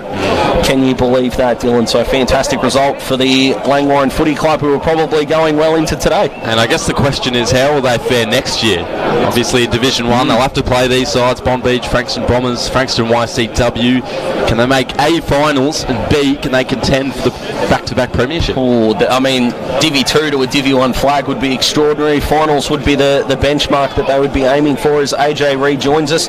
I'm interested to know your thoughts, AJ, on where Langwarrin sit in the sort of the power rankings, if you will, when they come into Div1. Yeah, I think they'll sit around that. I think maybe 3 to sort of 6 range. Dramana did it going bang bang a few years ago, so Division 2 to Division 1, and they won the flag, so that was a big effort by them, and we can see why they've been such a successful side over the last few years. But yeah, I think they'll be, they've got plenty of points to play with, Daz, so there's no reason why they can't pick a few players up in the off season and really contend. Yeah, absolutely. And you've got Edithvale Aspendale, who go back to Division 2, and geez, won't that open up some local rivalries, which we're looking forward to, of course.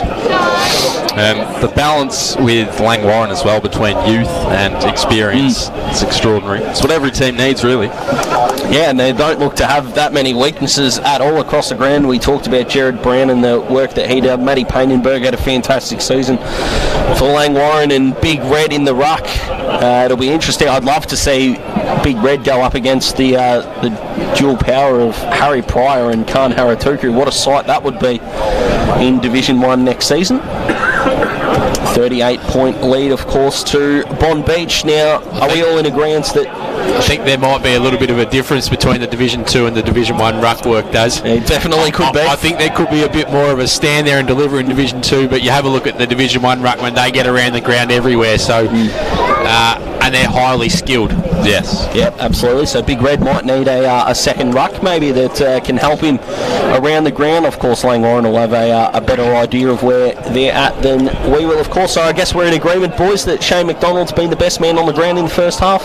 Clearly. Yep. Who are we putting on the podium next to him? Because I think Liam Hewlett will be the man that I'll sort of fight for. Dylan's pointing to his man Sean Corrigan, giving him a bit of love. Yeah, I'll put Ben McLean up there as well. I think he's been McLean. Mitch Gent, I think, has been fantastic. Yes. Yep. And Jackson Casey, who had 45 possessions with 8 clearances last time, he hasn't had to do that today.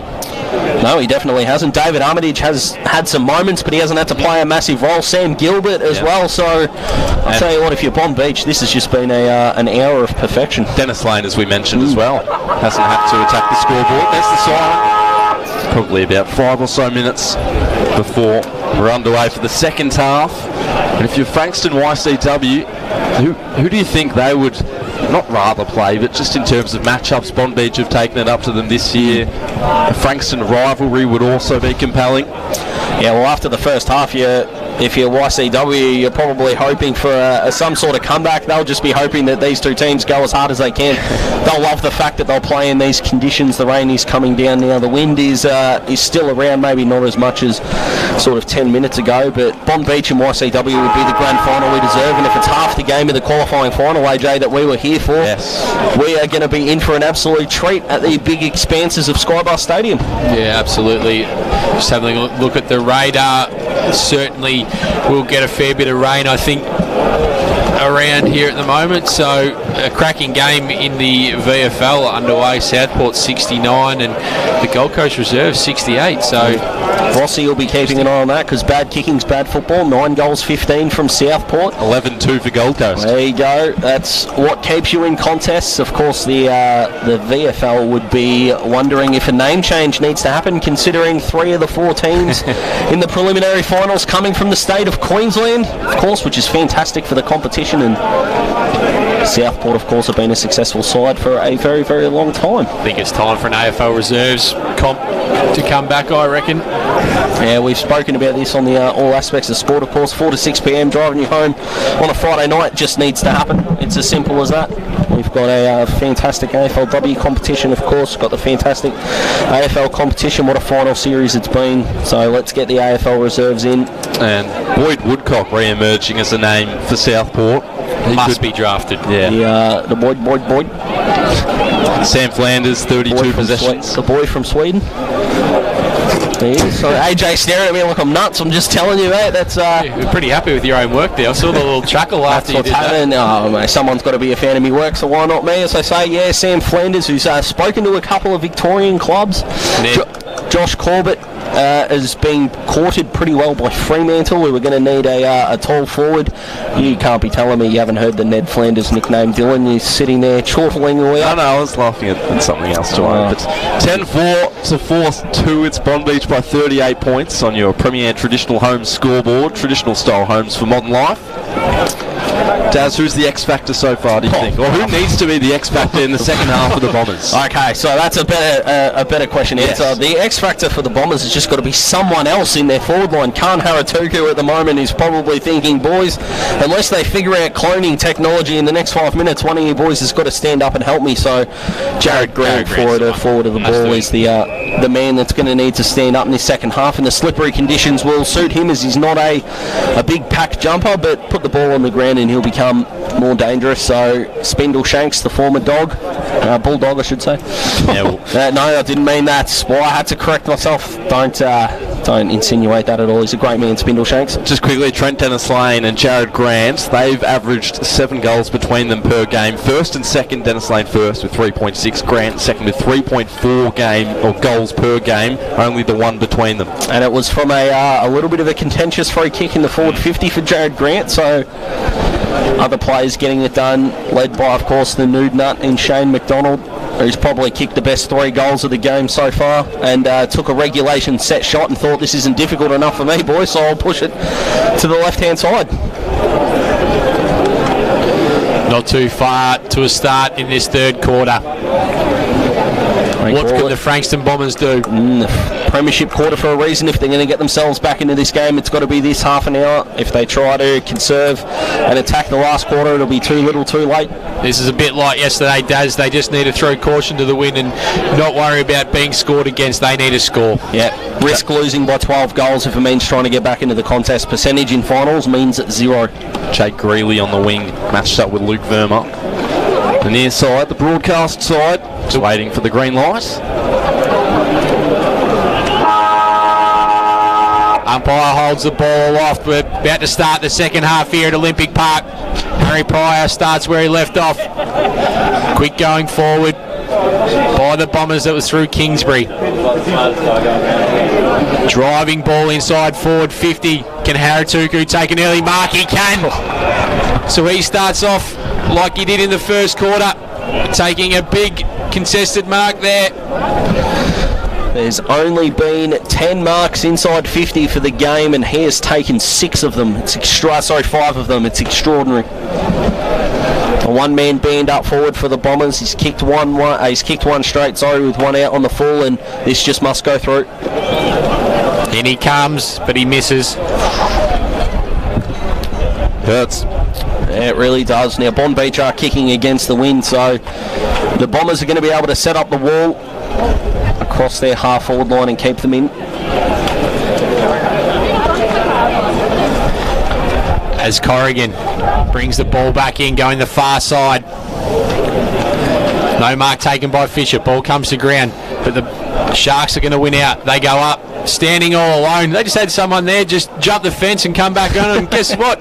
Shane McDonald's got the footy once again, and he goes to Sullivan in a much better position. He can go back and get another one on the board for the Bonbeach Sharks, who so far have been a far superior side going forward and hitting the scoreboard. It was that inconspicuous, the free player there, which I think may have been Matty Douglas. It was almost like he just popped out of someone's car and just jumped the fence, got onto the field, and there he was, as is the space. And Shane McDonald, I mean, if he's not scoring, he's setting them up.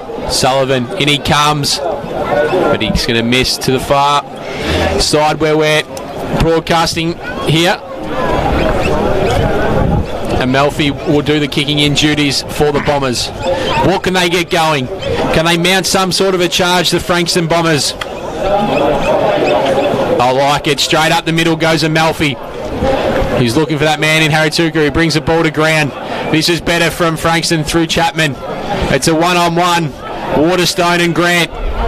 Waterston gets a hand in. Over to Jared Grant. Can he get one on the board in this quarter? Can Burr take? No, he can't take the mark. Corrigan, he's been superb. Over the top to Verma, but he misses him. He goes on his left. If it goes over the back, Gilbert's in a better position. He takes the mark. He chips it over looking for Gent. He can't take it. Can he get past Big Harry Pryor? He can't. Handball though. Kingsbury. He's going to go inboard. Doesn't find a target. Coming through was Lockie Stenning. He's taken in a tackle and will get a ball up. Sean 10-5, 65, 4-3, 27. Sean Corrigan down back. He's just a wall at the moment. Nothing is getting past him. Extraordinary defensive game he's putting on. So ball up at the wing. Hewlett edged off a little too easily. Eventually it's with Harnett. And now Greeley, he couldn't handle it responsibly, but had a second crack at it and then turned it over into the Sharks' hands. And it's taken out by Stenning.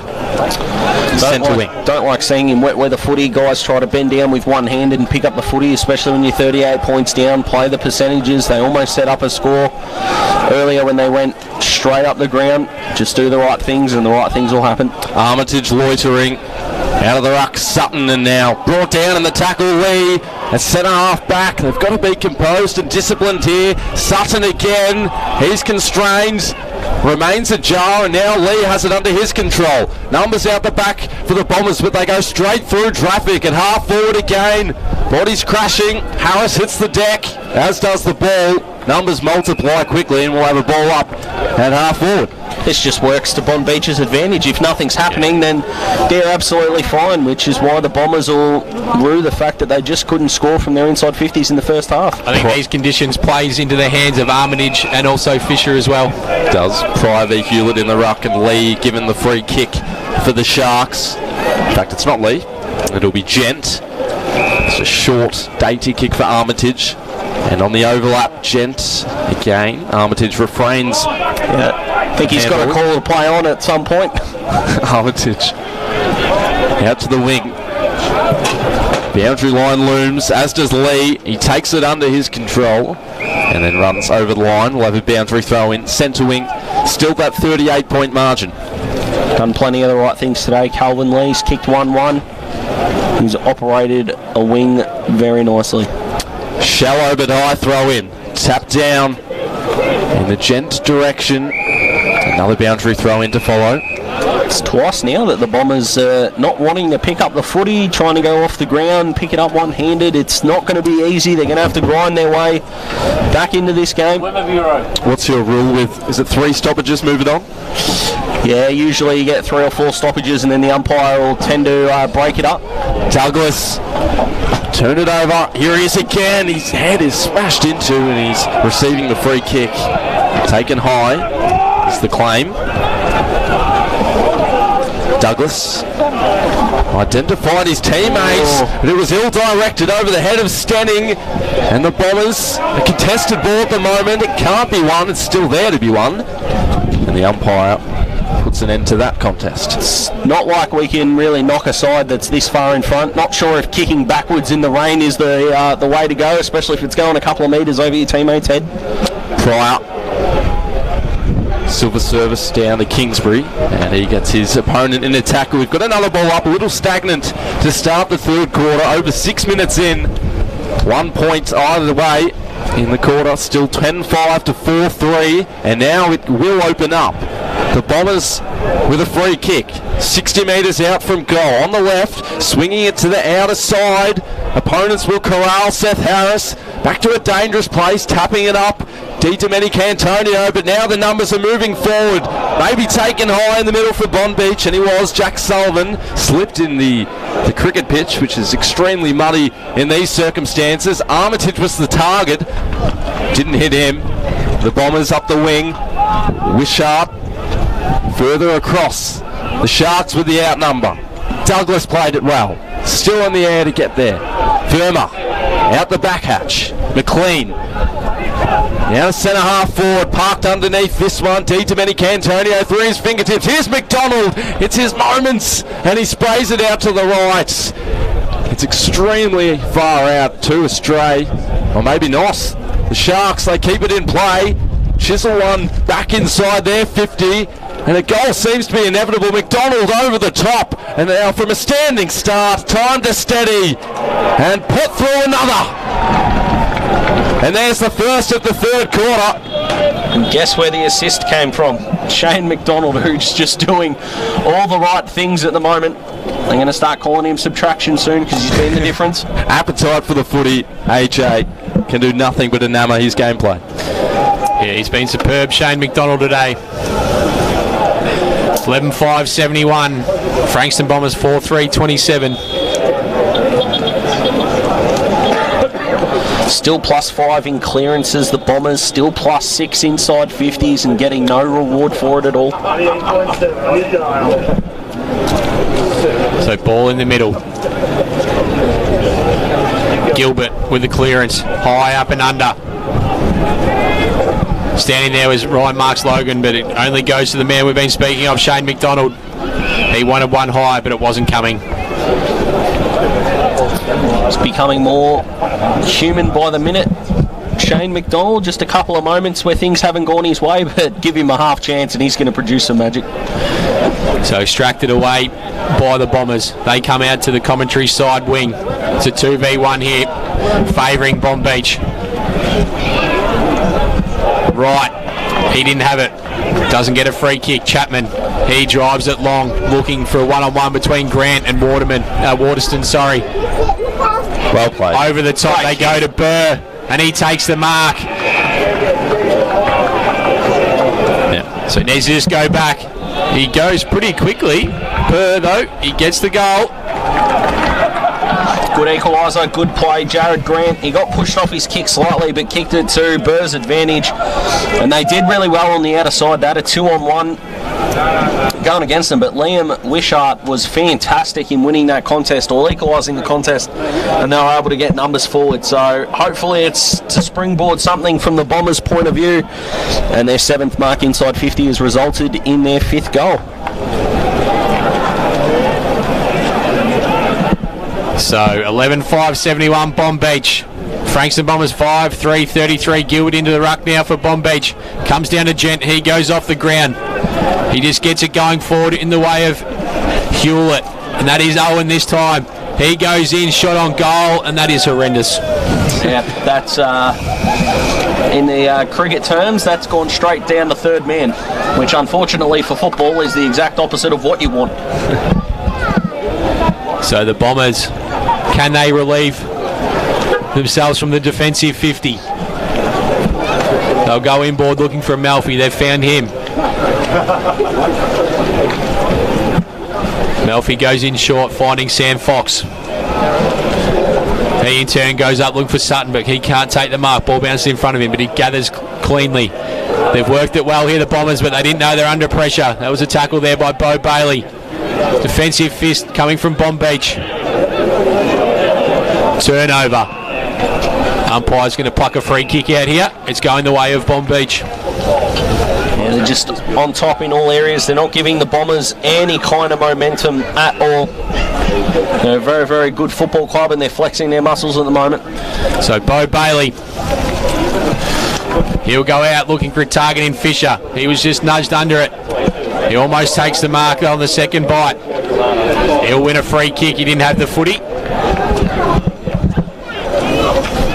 His first quarter was dominant, copped a knock in the second quarter, but he's done a couple of nice things to start the second half. So Fisher looks like he's going to fancy himself here. They're going that well, why wouldn't you? So 11-5-71 Bonbeach. Frankston Bombers currently 5-3-33. In comes Fisher. Long ball. Top of the goal square. Who can take a mark? It's spoiled through by the Bombers. And once again, Amalfi will do the kicking in duties. Still scoring from 61% of their inside 50s, Bonbeach. It's an extraordinary number considering the conditions. 3 goals for Joseph Fisher. Kicked the most recent for Bonbeach. 39-point lead. 11-6 plays 5-3 as the Bombers get out to the wing. Mark taken and claimed by Haratuku, and he's paid it. Time to survey what's ahead. Only a couple of men in their 50. Lee is one of them, Grant the other. Lee waits at the back, now he has it. Used his teammate who had a snap from the boundary line. Needed a bounce to oblige, and did it ever. Geez, haven't we seen some goals today in a preliminary final? Jai Block cuts the margin to 33. He did some really, really nice things. Kicked 3 last week against Mount Eliza. Jai Block getting amongst it. That's an outrageously good finish. And, geez, the highlight reel from this game is going to be an extraordinary one. That was their 33rd inside 50, the Bombers, and they've only been able to put 6 goals on the board, which they'll be a bit flat about, but nothing to be flat about that finish. Not at all. 13 minutes into this third quarter. It's been 1 goal, 2 to Bonbeach, 2 goals, 1 for the Bombers. Pryor climbs the step ladder. A free kick has been pinned out as Gilbert had the footy. He'll go to the Sharks. Mitchell Gent to take it. The teammate is still down. Arnett on the mark. So Gent loads up and raises it to half forward. Back with courage. In the wet as well. Strong overhead mark. Fantastic grab for the Bombers. Short to the wing. Pryor. A call to move it to the other side where Block was standing. He does go in that direction, although it hung up in the air. Well played by Hogan. He slips over. Footy slipped out of his grasp as well. Numbers compile. We'll have another ball up on the wing. So Bonbeach will just want to be holding the ball up, not trying to make too many things happen. Out of the ruck again. Tumbles to half forward for the Bombers, where they have the outnumber. McDonald on the ground. In fact, it wasn't McDonald. 27-21 clearances Bombers' way, so they're getting the territory. They're just not doing enough with it. Pryor held without it, maybe Sutton, and now the other way. They'll repel the Bombers, falling down to ground. It's Harris who has changed the number. McDonald intercepts for the Sharks and he moves on quickly. They'll move it on with haste. It's Lee through the middle, pacing forward from 50 out. Wants to have a shot at goal, which he does. Bit of a defensive attacking role by Owen Hewlett. We'll see it out of bounds for another boundary throw in. Chase Harris was number 28, changed to number 25. That's where the confusion was. So Bonbeach will want to lock this in. They're not too far away from just securing this win in their grand final spot, boys. Probing by hand, Fisher. They avert the danger of the Bombers, maybe only momentarily if it can come back, but with pace, bottling it up. Jai Block kicked the most recent goal. He's indulged in a couple of risky bounces in the wets, and he's taken high. Got away with one there, but his tenacity this quarter has been outstanding. Tries one on the man on the mark, gets to 50 and goes for Grant over his head, pulls out the back, and a free kick has been pinned out to that man, Jared Grant. Yeah, a bit of a chop in the arm, which is a bit silly. As a defender in the wet, you're going to have to be an outrageously good footballer. I know Jared Grant can be, of course. But taking a mark over your head in these kind of conditions probably isn't going to happen. So unless you are right on the forwards hammer, you can probably afford a little bit of space and to let the ball come to the back. So a little bit silly from the Bonbeach defenders. So if he kicks this, the margin will be at 27. It holds. It's line. He's got 2 for the day. The margin 27, the smallest it's been since the second quarter. Great goal there to Jared Grant. Yeah, extraordinary finish. The ball just held up, but he looked confident coming all the way in. And the Bombers have got some ascendancy back. They've had 3 of the last 4 clearances, and the inside 50s in the last 5 minutes has been 6-5 their way. So even though statistically they're going well, it's translating into this third quarter as well. 3 goals to 1 this quarter in favour of the Bombers. So umpire has it back in the middle. Hewlett back in the ruck now for Bonbeach.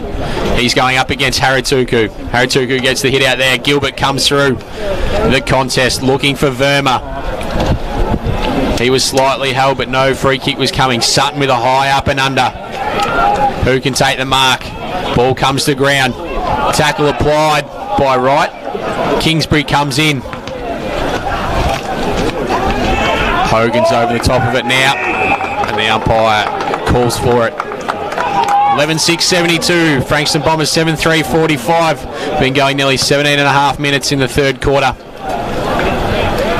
Harituku battles. Lee misses the handball there. Comes out looking for Hogan. Gilbert picks it up. He's tackled. Harnett. He's tackled immediately. Mitch Gent's got the footy now. He goes by hand over to Verma. Inside forward 50 in a dangerous position. They go looking for McDonald. He couldn't take the mark. Roving the pack is Trent Dennis Lane. Looking for Fisher. Who can run onto it? Can he get a boot to it? No. It's been touched through. So a few members of the crowd asking for a score review there, but probably won't be coming. So that was their 30th inside 50, Bonbeach, and they've scored 18 times. It's an extraordinary strike rate. Amalfi comes out. Hewlett takes a sliding mark in front of Harituku. Tell you what, if it wasn't for Shane McDonald putting on an absolute clinic at the moment, this bloke could be best on ground. In he goes, Liam Hewlett. Over the front of the pack was Garrett, but he couldn't take the mark. Ryan Marks Logan goes out with a kick towards the player there in Chapman. He runs onto it. Just burns off 1. Burns off 2. Goes with a kick up field, but McLean takes it and he just takes off. Long ball going back inside forward 50. Free kick going the way of the Bombers. Yeah, a little unrealistic there. I think he might have been pushed slightly, and that's what Fisher's got up appealing for.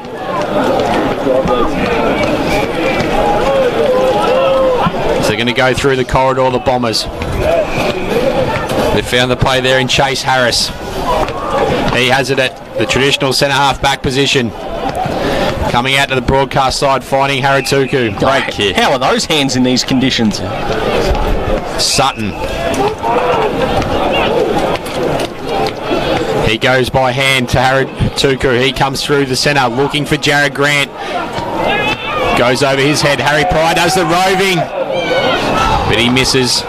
Wow, that would have been a big moment. How many ruckmen are getting handball receives on the wing? Khan Harituku took off, and Harry Pryor should have done better in that spot, but they are looking more and more dangerous. So Bonbeach have brought the footy back in. They're going to come out wide looking for Bo Bailey. Yep. He's set a task though. Hewlett comes across the pack. Verma. He's tackled high, and he'll win a free kick. The crowd just letting us know of their displeasure at that decision. Goes further afield looking for Calvin Lee. He's been superb today. He really has. It's been an extraordinary performance. He's going to go around and go long looking for Fisher. Can't take the mark. Gilbert. His ball smothered. No way. Donald.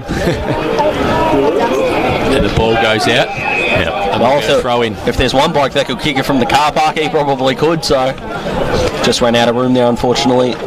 McDonald. I've really liked what the Bombers have done this quarter. They're extending their lead in the clearances, and although Bonbeach are leading inside 50s for the quarter, they're just letting nothing through, which for a team kicking with the wind is all you can do. So Joe Fisher tries to run onto it. He's taken without the footy. He's going to win a free kick. to the chagrin of the crowd. Going the way of Joe Fisher. So he can go back and line up for another goal. Currently, Bonbeach 11-7-73. The Bombers 7-4-46. We've just ticked over 21 minutes in the third quarter. And this is a real dagger for the Bombers, who haven't done a whole lot wrong this quarter. It'd be a real shame from their point of view, but I think this will be for Fisher's fourth. What's happened here? No? Yeah, Fisher's fourth. In he comes. Very slow approach. Oh no. And he's missed this, so Bonbeach will move to 11-8-74. Frankston Bombers 7-4-46. What can they do with their get-out-of-jail-free card here, the Bombers? A rare miss from Joseph Fisher as we wait for the ball to come back in. And while we do, quick VFL score update for you. Southport 85, Gold Coast 75. That's in the fourth quarter. So a cushioning ball from the Bombers out of defence. Haratuku had two to contend with. One of the more significant taking away the ball was Wright, but he was dispossessed. And now edging closer to the middle. A muffler kick up to Pryor, who played on. He didn't really need to. He put his teammate under the hammer in Arnett. Along the ground it goes. Head first, the Bombers. Chapman, engulfed by the tackle, will have a ball up. So two theories there. Harry Pryor's either had a ruckman's moment or he didn't think the ball went 15. I'll give him the benefit of the doubt, as is the quality of player that he is, and mightn't have thought it went too far. Haratuku knocks it down as far as Jens, who released a kick down the wing. Sutton looking to stave off the effort of a couple of Sharks who were corralling him. The Bombers into their 50 again. Grant the targets, played for the free kick and is rewarded. And where a miss occurred on the other end, a Grant goal would reduce this to 22, Daz. That was really impressive by Jared Grant. He'd realised he'd run under the footy, so he just stopped his momentum. And the Bonbeach defender was more worried about Grant than he was the footy, so he got the push in the back. Really intelligent play from a really intelligent footballer, and if this goes through, anything can happen. Jared Grant, who's kicked hundreds of set shots before, plenty of which were in the AFL for the Bulldogs and the Suns. And he's just missed this one. He pulled it to the right. Fisher on one end, Grant on the other, and uncharacteristic misses. And Sean Corrigan from full back. And Harry Pryor as well just before that, so neither team wanting to drive this third quarter home. Corrigan with length to half back over the head of his desired target and out of bounds. Nearly 24 minutes in, 11-8 to 7-5 on your premier traditional home scoreboard, traditional style homes for modern life, and of course the Chisholm Sports Academy, where applications are open for 2023. Ball thrown back in on the wing. Pryor down the ground level, the Sharks with the numbers, scrubby old ball straight up in the air. Hewlett almost tumbled over his opponents, and the Bombers out the back door, but brought down. It's holding the ball, they'll expedite movement up to half forward, the lead comes. But standing in the path, the Bombers in defence. Their efficiency this quarter, the Bombers, has been extraordinary. They were 22% scoring from inside 50s. They're now up to 33. They played it forward for Block, who has the one goal against his name. And subsequently, we have a ball up centre wing. 27 points the lead for Bonbeach, nearly 25 minutes into the preliminary final. Whoever wins will advance to see Frankston YCW in a final week of 2022. Ball's going to be thrown back in. Attacking side for the Frankston Bombers. Bo Bailey goes with a high ball. No mark was taken. Comes to ground. Players diving in everywhere. Conditions have certainly got harder after half-time with this misty rain. So Murray has the footy now for the Bonbeach Sharks. He'll want to drive it to a dangerous position inside forward 50. Pickus couldn't take the mark. Hewlett, shot on goal. It's gone too far. So we'll move on to 11-9-75. Frankston Bombers 7-5-47. So they're still hovering around the 66%, the 60% mark, sorry, I should say, Bonbeach for scoring per inside 50, given the preliminary final and given the fact that the rain is tumbling down. It's been simply extraordinary, and their goal kicking accuracy is why they've got a good lead in this game. So Melfi's going to drive the ball back in. He's going to go up the centre of the ground. Comes to the back in Harnett. Wright has the footy now for Bonbeach. And we'll get another stoppage. So one more from Bonbeach and you feel it's over, boys. And if the Bombers kick one? Anything. I've seen stranger things, let me tell you. Gents just nudged off the footy by Harnett. Pickus over it now for the Bombers. Gilbert tries to get a handball out. Bo Bailey does. Goes through the legs of Murray. Wright and Pryor.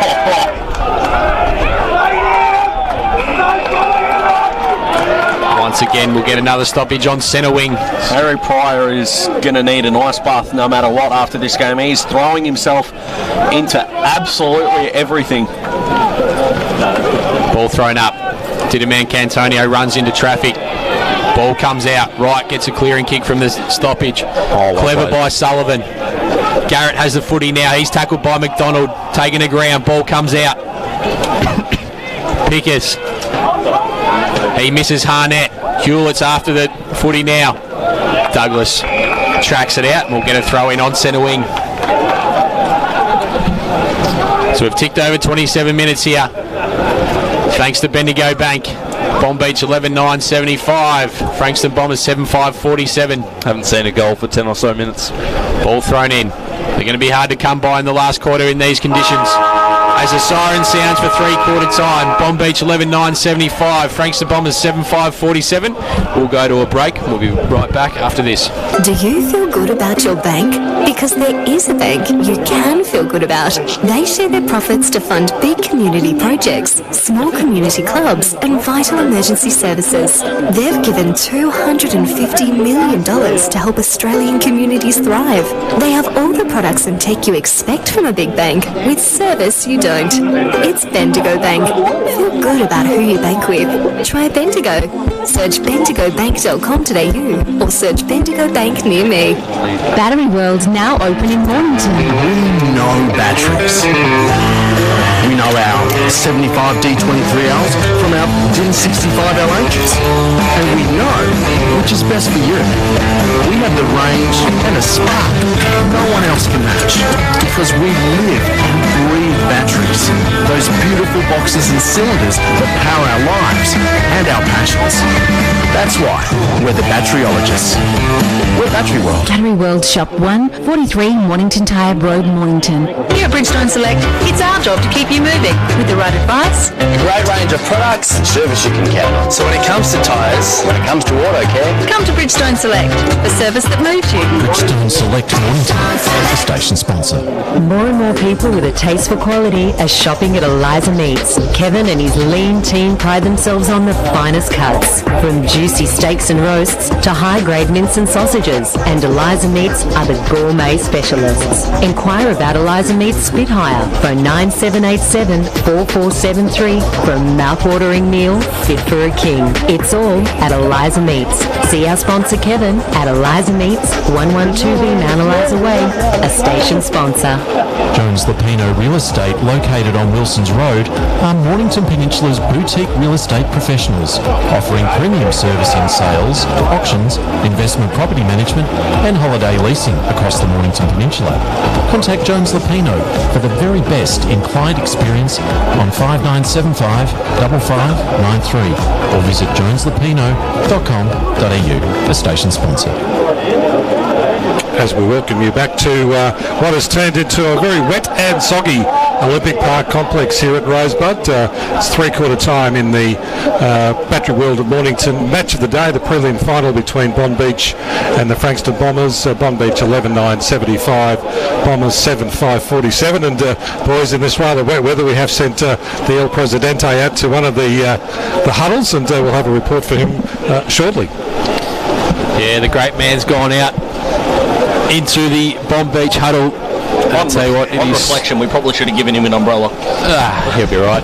It's certainly coming down now, so Unfortunately, I think for Frankston Bombers it might be a little too late. Yeah, it's going to be difficult to see them pile on 5 goals to nothing or go +5 in the goals category, and they'll look back on this one and rue it a little bit. I suspect they are, what are they here as I learn how to count for the very first time? They are +6 in clearances, +5 in centre clearances, +2 in inside 50s. They've even taken a couple of extra marks inside 50 as well, but they haven't been able to put the scoreboard pressure on Bonbeach. They've of course had 12 scoring shots from their 29 inside 50s. That being the Bombers, of course, and Bonbeach. They've only had the 22 entries there, boys, but they have managed to kick 26 inside 50s, and they've managed to score 20 times, which is extraordinary.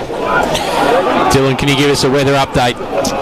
Well, at the moment, it seems to be still raining. We'll just have a look at your jacket, I reckon. That tells a story. Absolutely. I was just reading the wrong stat there too, boys. Sorry, 33 inside 50s Bonbeach have had, and they've put 20 scores on the board, still going at 60%, so my apologies for that. Tell you what is extraordinary, the contrast in weather from 1 o'clock to now. 4 o'clock, 3:50.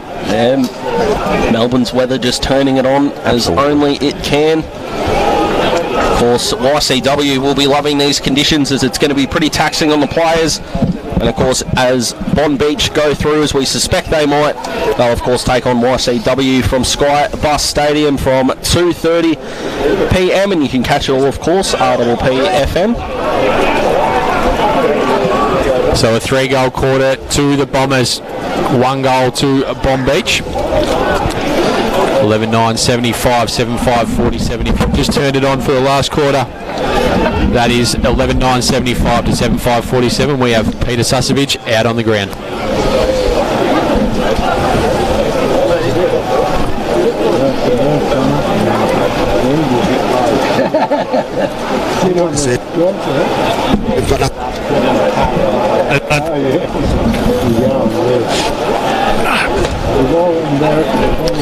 We can't quite hear Suss out there with the rain coming down, so he's going to love hearing that. Absolutely. He's soaked the El Presidente, the man who runs the peninsula.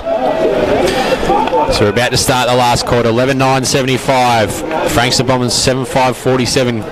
Can they kick 5 unanswered goals? Looks unlikely at the moment. The Sharks have been fantastic all day. And from the outset too, apart from the Zach Longham goal early, well, very early, 30 seconds in, Bonbeach have been dominant. He's going to push all the forwards up. Macca will be the one isolated, especially in these conditions. He could kick. This could be party time. Miraculous goals that we've seen today. So we're underway here in the last quarter. Hewlett in the ruck. Comes down to Lee. He goes by hand. Quick kick. Going high up and under. Diddy Cantonio tried to claim it. Going forward are the Sharks. Ball comes to ground. There is that man, McDonald. So it's going to be just territory game in this last quarter. Free kick's going to go the way of the Bombers to start this last quarter. Going the way of Jason Kingsbury. He drives it long, looking for Haratuku. Can't take the mark. Ball comes to the back. Block has it now for the Bombers. He goes in. Can he step one? He has. He wants to go on his left. Can't get past Corrigan. Sutton, quick kick. High in the air, Corrigan versus Grant. And Grant has fumbled it through.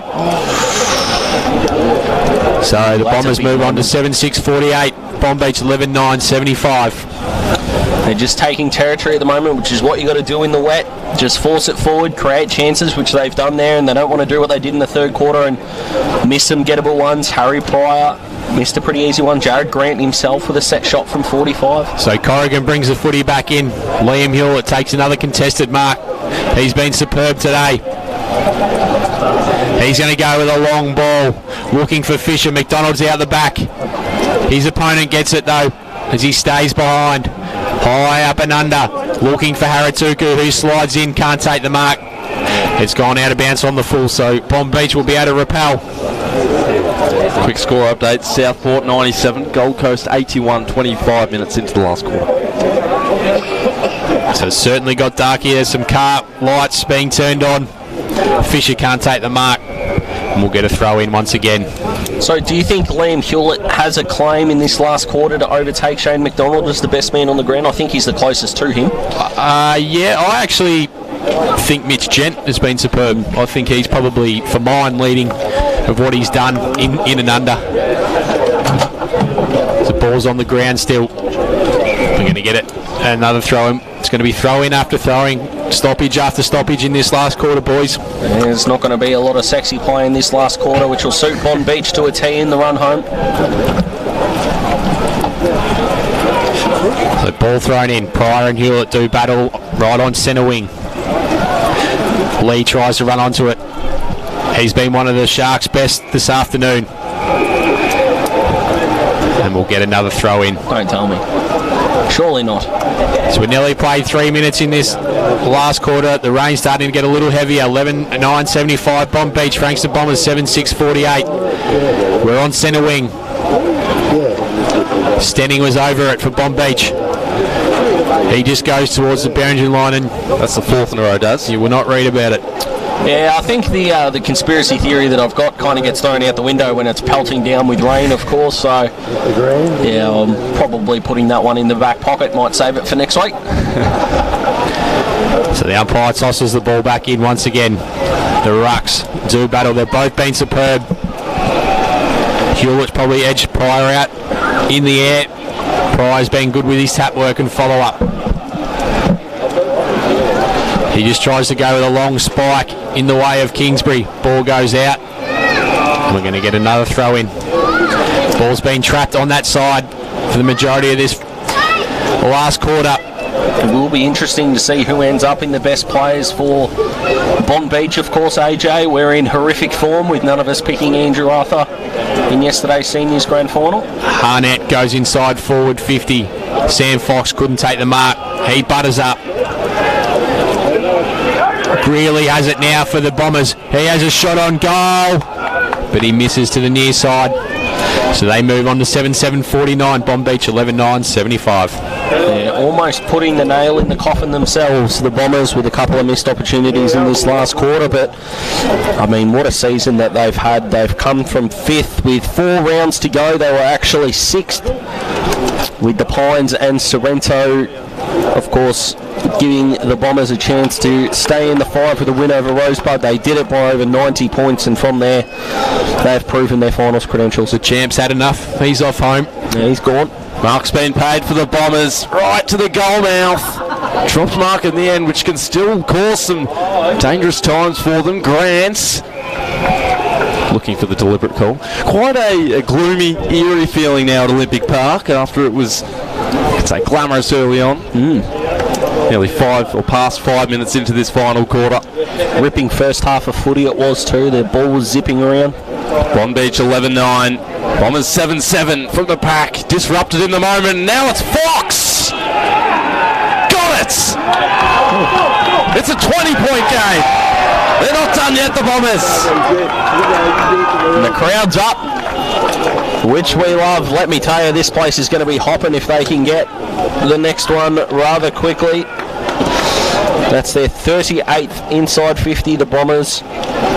It's a 34 of Bonbeach, so that is dominating in terms of the fact that they've only been able to put 15 scores on the board. It's wet weather footy. The game becomes very, very simple. Gain territory, give yourself a chance, and anything can happen. 20-point game now. 6 minutes in. We resume hostilities in the middle. Olympic Park ready for this final sequence of the fourth quarter. Licking it up by hand at ground level. The Sharks. One is still on the turf. Lee experiencing plenty of longitude in the tackle. Umpire circling. No whistle as of yet. Now there is. Of course, Bonbeach's second last goal, boys, came in the 19th minute mark of the second quarter. So showing their dominance there. Bonbeach only 1 goal in the second half. Tap down. Lee has access to the footy. Sails a high one. A lot of altitude in it. Big set of knuckles at ground level to put it out to the wing. That's done without careful judgment off the ground, closer to the boundary line by Reece Hogan, still in play. Ball in dispute. Operations will slow for the moment. Nearly 9 minutes in, or 7 minutes in, rather. The hunger that the Bombers have got for the footy at the moment is unreal to watch. And Bonbeach, I know they don't have to worry about scoring just yet, but they can't afford to be passive in the next 5-10 minutes. Sam Gilbert in the midfield, and then it was Jens, and then it was his teammate whose kick was smothered on the way to centre half forward, carving his way through the Bomber midfielder, and now Seth Harris at ground level. Spiralling sort of ball to full forward. Dennis Lane hasn't hit the scoreboard yet today. He's injured. He won't be able to because the Bombers, well, they're vulnerable for the moment. The ball is still there for the taking. The numbers multiply. Umpire doesn't blow the whistle yet. Stripped of it in the defence. McDonald is also lurking, and a free kick the way of the Bombers. Boys, just keep an eye on Trent Dennis Lane. Yeah. He can't run at all. Yep, he's moving like Daz does in the morning, let me tell you. And I don't wish that upon anyone. So let's hope it's not a long injury. Yeah, I don't think they can win the flag without him for sure. So the ball's up to half-back. Free kicks going the way of Bonbeach here, going Luke Verma's way. He's been outstanding too. See, he just surveys what he's got. He's going to put it to a tricky position for the Bombers defenders. Sliding in was the Bonbeach player in Hewlett. Quick kick on goal. I think it might have been touched. What have they called? No, out of bounds. Did that go through? I think it's gone through, but it was out of play. That's still a classy finish. Oh yeah, unbelievable finish for sure. Similar to Ed Langdon earlier on this year. Yes, very much so. Ball is thrown in. Rucks do battle. Sam Drake had it for the Bombers. He gave it to Kingsbury. Tough, hard footy here in this last quarter. The winner goes through to the grand final to face the Stonecats. And as Vossi would say, the loser gets on the fizz. Umpire calls for it. Because you're talking about great goals disallowed. Remember Daisy Thomas, I reckon it might have been 2012. Yes. Got goal of the year, basically disallowed. So come on, umpires, a sense of theatre, it'd be nice. So the rain has just eased off a little here. There's a throw being paid the way of Bonbeach. Maybe they need a rule change for it, does. Recipient's going to be Joe Fisher. He's got a long kick. The patron just streaming out from undercover now that the rain has eased off. Not many have taken off either. There are plenty in their cars, as we know, but the crowd is still up and about, which we love. Finals footy. Footy is well and truly back in business. Umbrellas poking their head up. This could ice it for Bonbeach, but it's not going to make the distance. It's going to go just outside the square. Quick kick. Into the corridor for Bonbeach. Ball comes out. So they've worked it well so far, the Bombers. Just Jared Amalfi hacks the ball forward, but standing there is Owen Hewlett. It's a good mark in the wet. His brother's been enormous, but he's had some good moments too. He goes in short, finding McLean. Right now, just play the clock. Let the umpire tell you when to play on. Slow the game down. He's going to go long into a dangerous position. Who's going to stand up? Players come over the top and knock it out. We're inside the forward 50 for the Sharks, going towards the clubroom end. So what's the state of mind, Daz? 20 points down, 11 minutes through, wet conditions. Yeah, Bombers have just got to force the ball forward. It's as simple as that. They need to hold their structure forward and just keep attacking. So the ball comes out towards Chapman. He goes back in board, but that kick comes towards the wing. Rotuku just falls over. He's standing. Sam Gilbert, he goes with a left foot check side. This is going to ice it if it goes through, but it doesn't. So Bombers from here need to go straight up the line, boys. They need to hold someone back. Jared Grant is the closest man to goal, and he's standing at the half-forward flank. He needs to get deeper, and this ball just needs to be launched into orbit. Which they did do in the second quarter. Amalfi Long kick down the middle. He just gains territory. Ball comes to the middle. Harnett. Overrun that was Burr. So the Bombers have got it, but they're going to turn it over. Lee was dispossessed. He goes off the ground, up for Sullivan. His hands just missed Bo Bailey, but he's able to run back onto it. He goes around the corner, looking for Mitch Gent. He was opposed to two. He just nullifies the contest. Gent, quick kick, going forward by right. Almost finds Sullivan. He's knocked off the footy. Ball's inside the forward 50 for the Sharks. Drake, he's tackled immediately, and that will be holding the ball. So the pressure from Bonbeach has been superb in this last quarter, especially inside their forward 50. They've not let Frankston Bombers exit it very easy. No, we saw in the YCW game they just hounded YCW's defence and just held them in a pocket, which they've done again today. So that'll be something they'll need to take into next week. He's gone early. Yeah, with confidence. So it'll be a shot on goal for Bonbeach. If they are able to get this one, it'll just be about game over. I think it'll be iced. Bombers fans not happy at him just icing the clock. Very smart. In he comes. Looks like Sullivan. He's not going to make the distance though. Can it be spoiled through? McDonald in the air? No. You've got to be able to punch it through from that distance, but they get another chance, and it's the same process over and over again. Go long, go direct. Amalfi from full-back with length into the centre.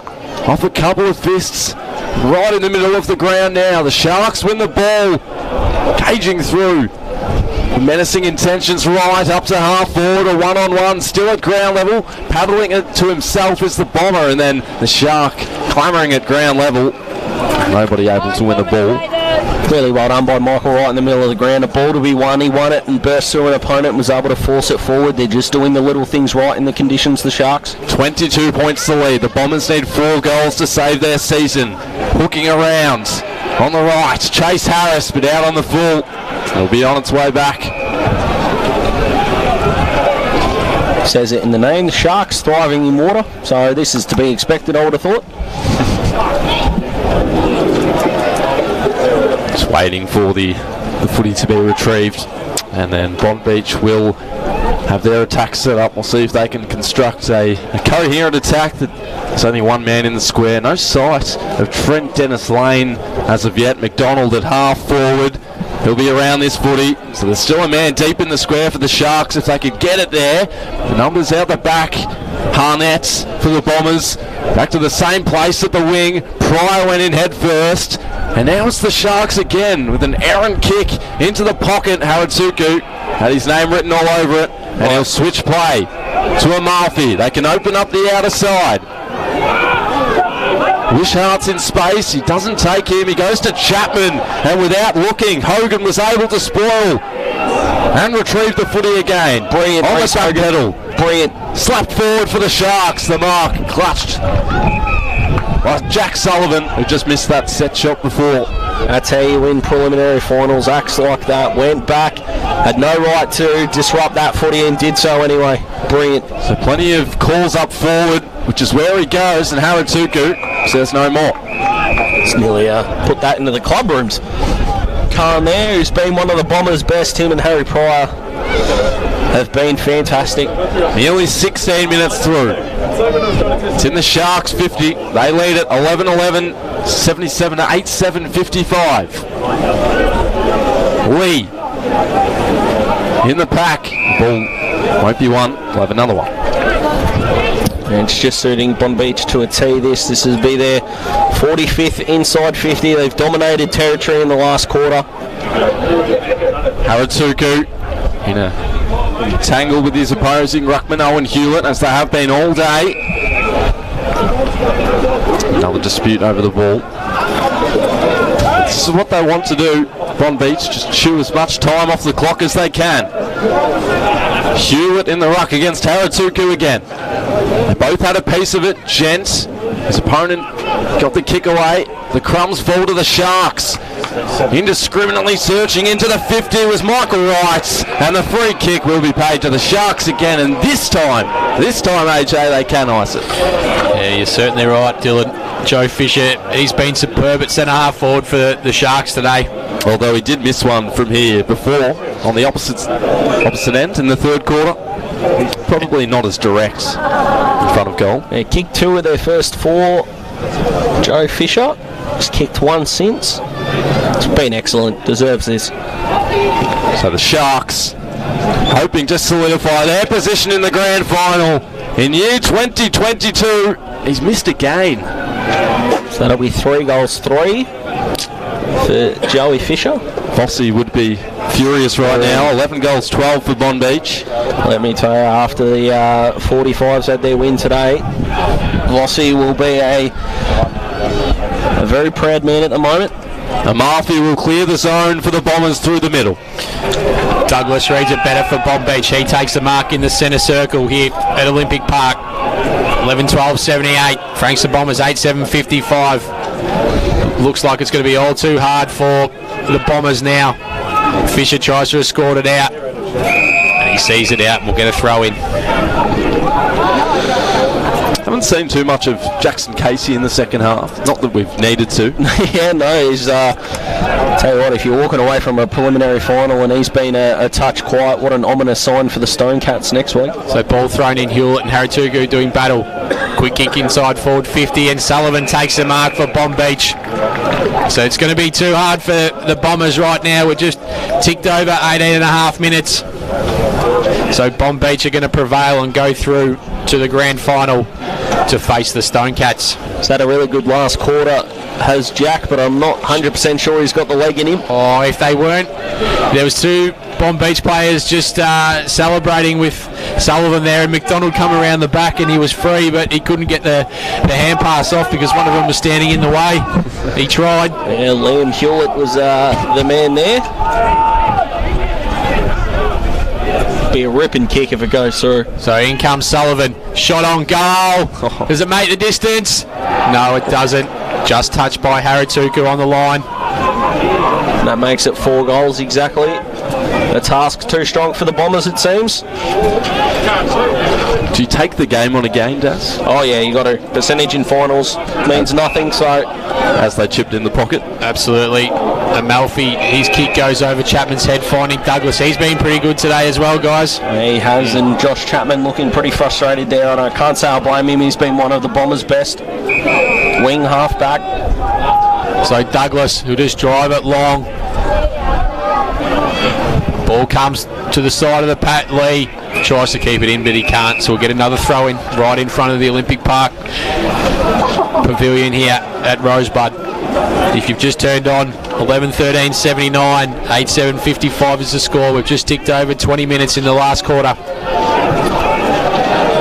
Ball's thrown in once again. Harituku gets the hit out down. McDonald has the footy. He's tackled immediately, and we'll get another stoppage. So just before half-time, the Bombers were +6 in inside 50s. It is currently dead even, as is the domination that the Bonbeach Footy Club have had in the second half in regards to territory. Which is funny because it's been 4 goals to 1 in the second half in favour of the Bombers. Yeah, they've been just taking territory, winding the clock down, Bonbeach, as you do with wet weather footy. It's been a really professional and mature win, this one. Deserving of their spot at Skybus Stadium next week. Harituku tries to grab it out, and he has a fresh Harry. McDonald handball off the Gent. No. Out of bounce.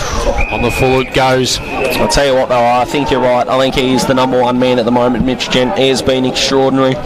Shane McDonald, he's been the highlight reel. He'll end up in the votes. Liam Hewlett probably will as well, but I don't think anyone's been better than the Bonbeach number 9. So Sam Drake brings the ball back in. They need a mark here. Can't take it, was Mark Slogan. In the back, yeah, good decision. Free kick's going to go the way of Harry Pryor. They don't have a lot forward. They've only got 2 one-on-ones. Down the line, the Bombers. This is the issue they have when Harituku goes into the ruck. Amalfi, he drives it long. From the back was Mark Slogan. He can't take it. Hewlett. He goes towards the line. This should be deliberate, and it is. Ruckman can be a little bit clumsy, but when you've been as athletic as he has been today, I'm not sure if falling over and smacking the ball out of bounds is the option. So inside forward 50, the Frankston Bombers go. No mark taken. Joe Grant's at the fall of the ball. Ball's going close to the line. Quick kick going up. Mitch Jed takes the mark. If he's not a clone of Luke Parker, I'm not sure who is. Yeah, no, that's a great call, and tell you what, he's played like him. High ball. Amalfi and Fisher. Fisher just fished the ball out and we'll get a throw in. So 42 inside 50s apiece.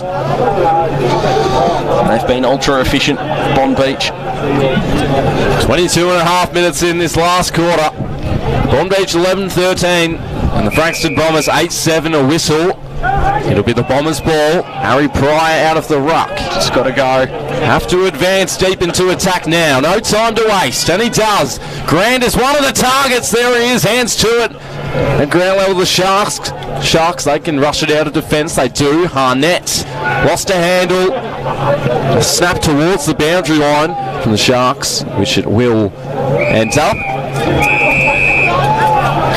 If you're going to put the Bonbeach best players together, your six does. Oh, Mitch Gent, Liam Hewlett, Shane McDonald, of course. I'm going Sean Corrigan, Joseph Fisher. How many's that? Five.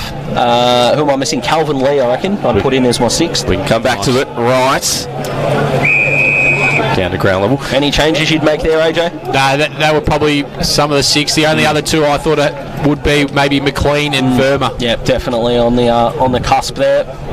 Plenty of talents being shown today for the Sharks. They'll have a chance next week. They have to get past the Bombers first. They're 4 goals up at the moment. Grant, the hand pass in open space. It's Chapman and he is run down. Disrupted. Oh, he's just been kicked in the back of the head. Bonbeach still fighting hard. Or he's been stood on. He has been, and the Shark who applied the pressure did take I think it was a knee to the face. That's not going to be fun on a wet and miserable day. It's Michael Wright. He's back up. Could say he's all right, Dylan. So a high throw in. Haratuku out of the ruck. Snaps towards goal and misses to the left. 23-point game. 24 and a half minutes in. Probably only a couple of minutes to play in the Bombers season. Multitude of players at the far side wing, which is where Corrigan will head. He's been extraordinary all day in defence. Hewlett was waiting, but repelling at the Bombers. Here's a shot from 50 out. It's going and might have the legs. And it's touched on the last line of defence for another behind. A lot of season from the Bombers, from 5th to a preliminary final.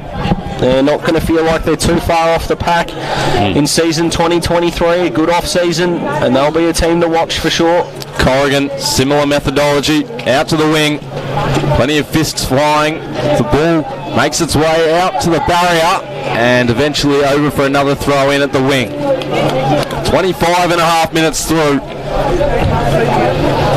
Bonbeach 11-13 and the Bombers are 8-9. Frankston YCW have learnt their opponent for next week. And the wet weather footy proving true with the marks inside 50 stat. We've only had 4 in the second half and 3 of them, ironically, to the Bombers. Sharks elude all comers. 29-29. Defensive fist was stronger in the ends. Hand pass out to the boundary line. Some tempers flare. A little too late though. 26 minutes in. So what is it for the Bombers to raise their level up to the grand final next year? Yeah, it's a fantastic question. I mean, they've had a few players that have missed through injury, so some continuity there would be good. The Dons, I think their run-off half-back is something that's going to need to be addressed as well. Opportunity for a late one.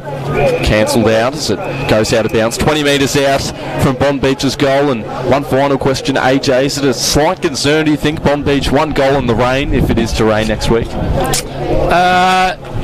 No, not really. I think to be honest, they haven't had to attack like they've needed to. So just consolidating the lead with that Fisher goal. Absolutely, they've been able to hang on, which is good. The ball is inside forward 50 once again for the Sharks. Immediately tackled with a high one goes Mitch Gent.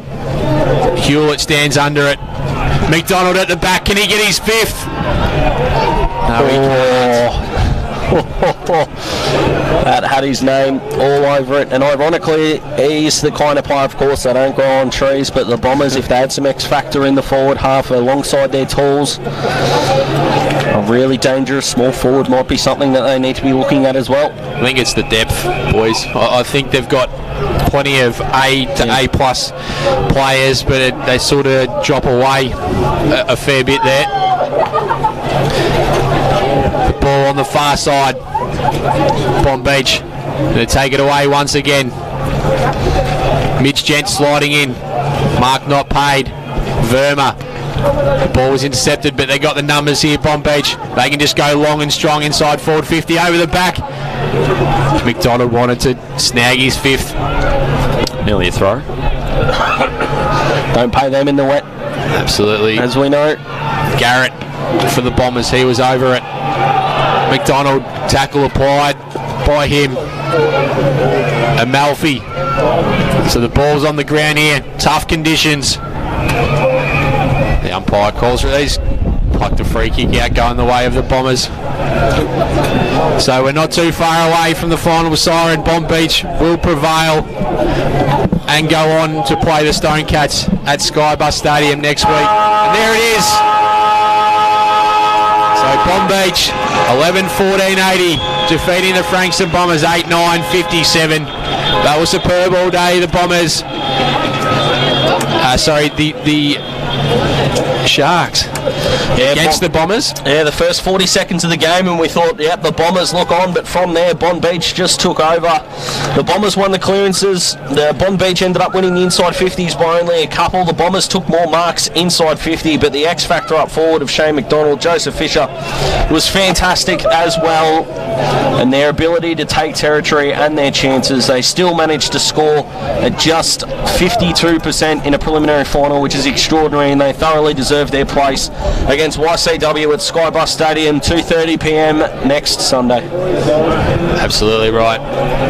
The eyes will be on Trent Dennis-Lane, whether he'll be fit next week. Obviously, he was limping around a bit. He might have just had a bit of tightness. Jackson Casey, he's got a jacket on out there, so whether something's happened to him, safe rest, I think. For Bonbeach's sake, I think it's just to make sure he's... I don't know, he's limping, boys. Yeah, he's got a little bit of a limp on, doesn't he? Oh, he does. Yeah, that's not what we're after.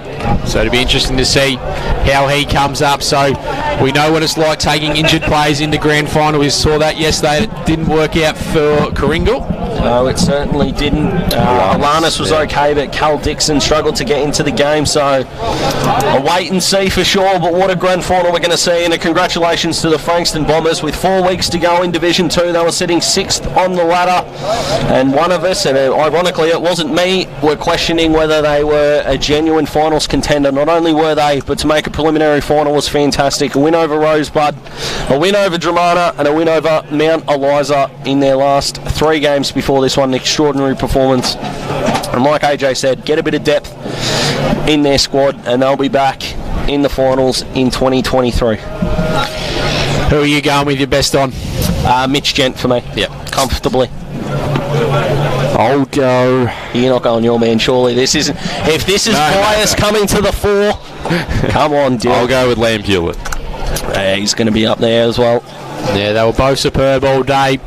Shane McDonald, second quarter, one of the better quarters you'll see from a half forward. Of course, kick 3, plenty of the footy. Uses it well. He's just a man full of composure and someone that every club would love to have. Tell you what, the temptation was there though, Das. Oh, mate, I don't blame you. He put on some defensive efforts that were outstanding, and sometimes as a defender it's not about the contests you win, it's about the ones that you don't lose, and I don't reckon he lost a contest all day.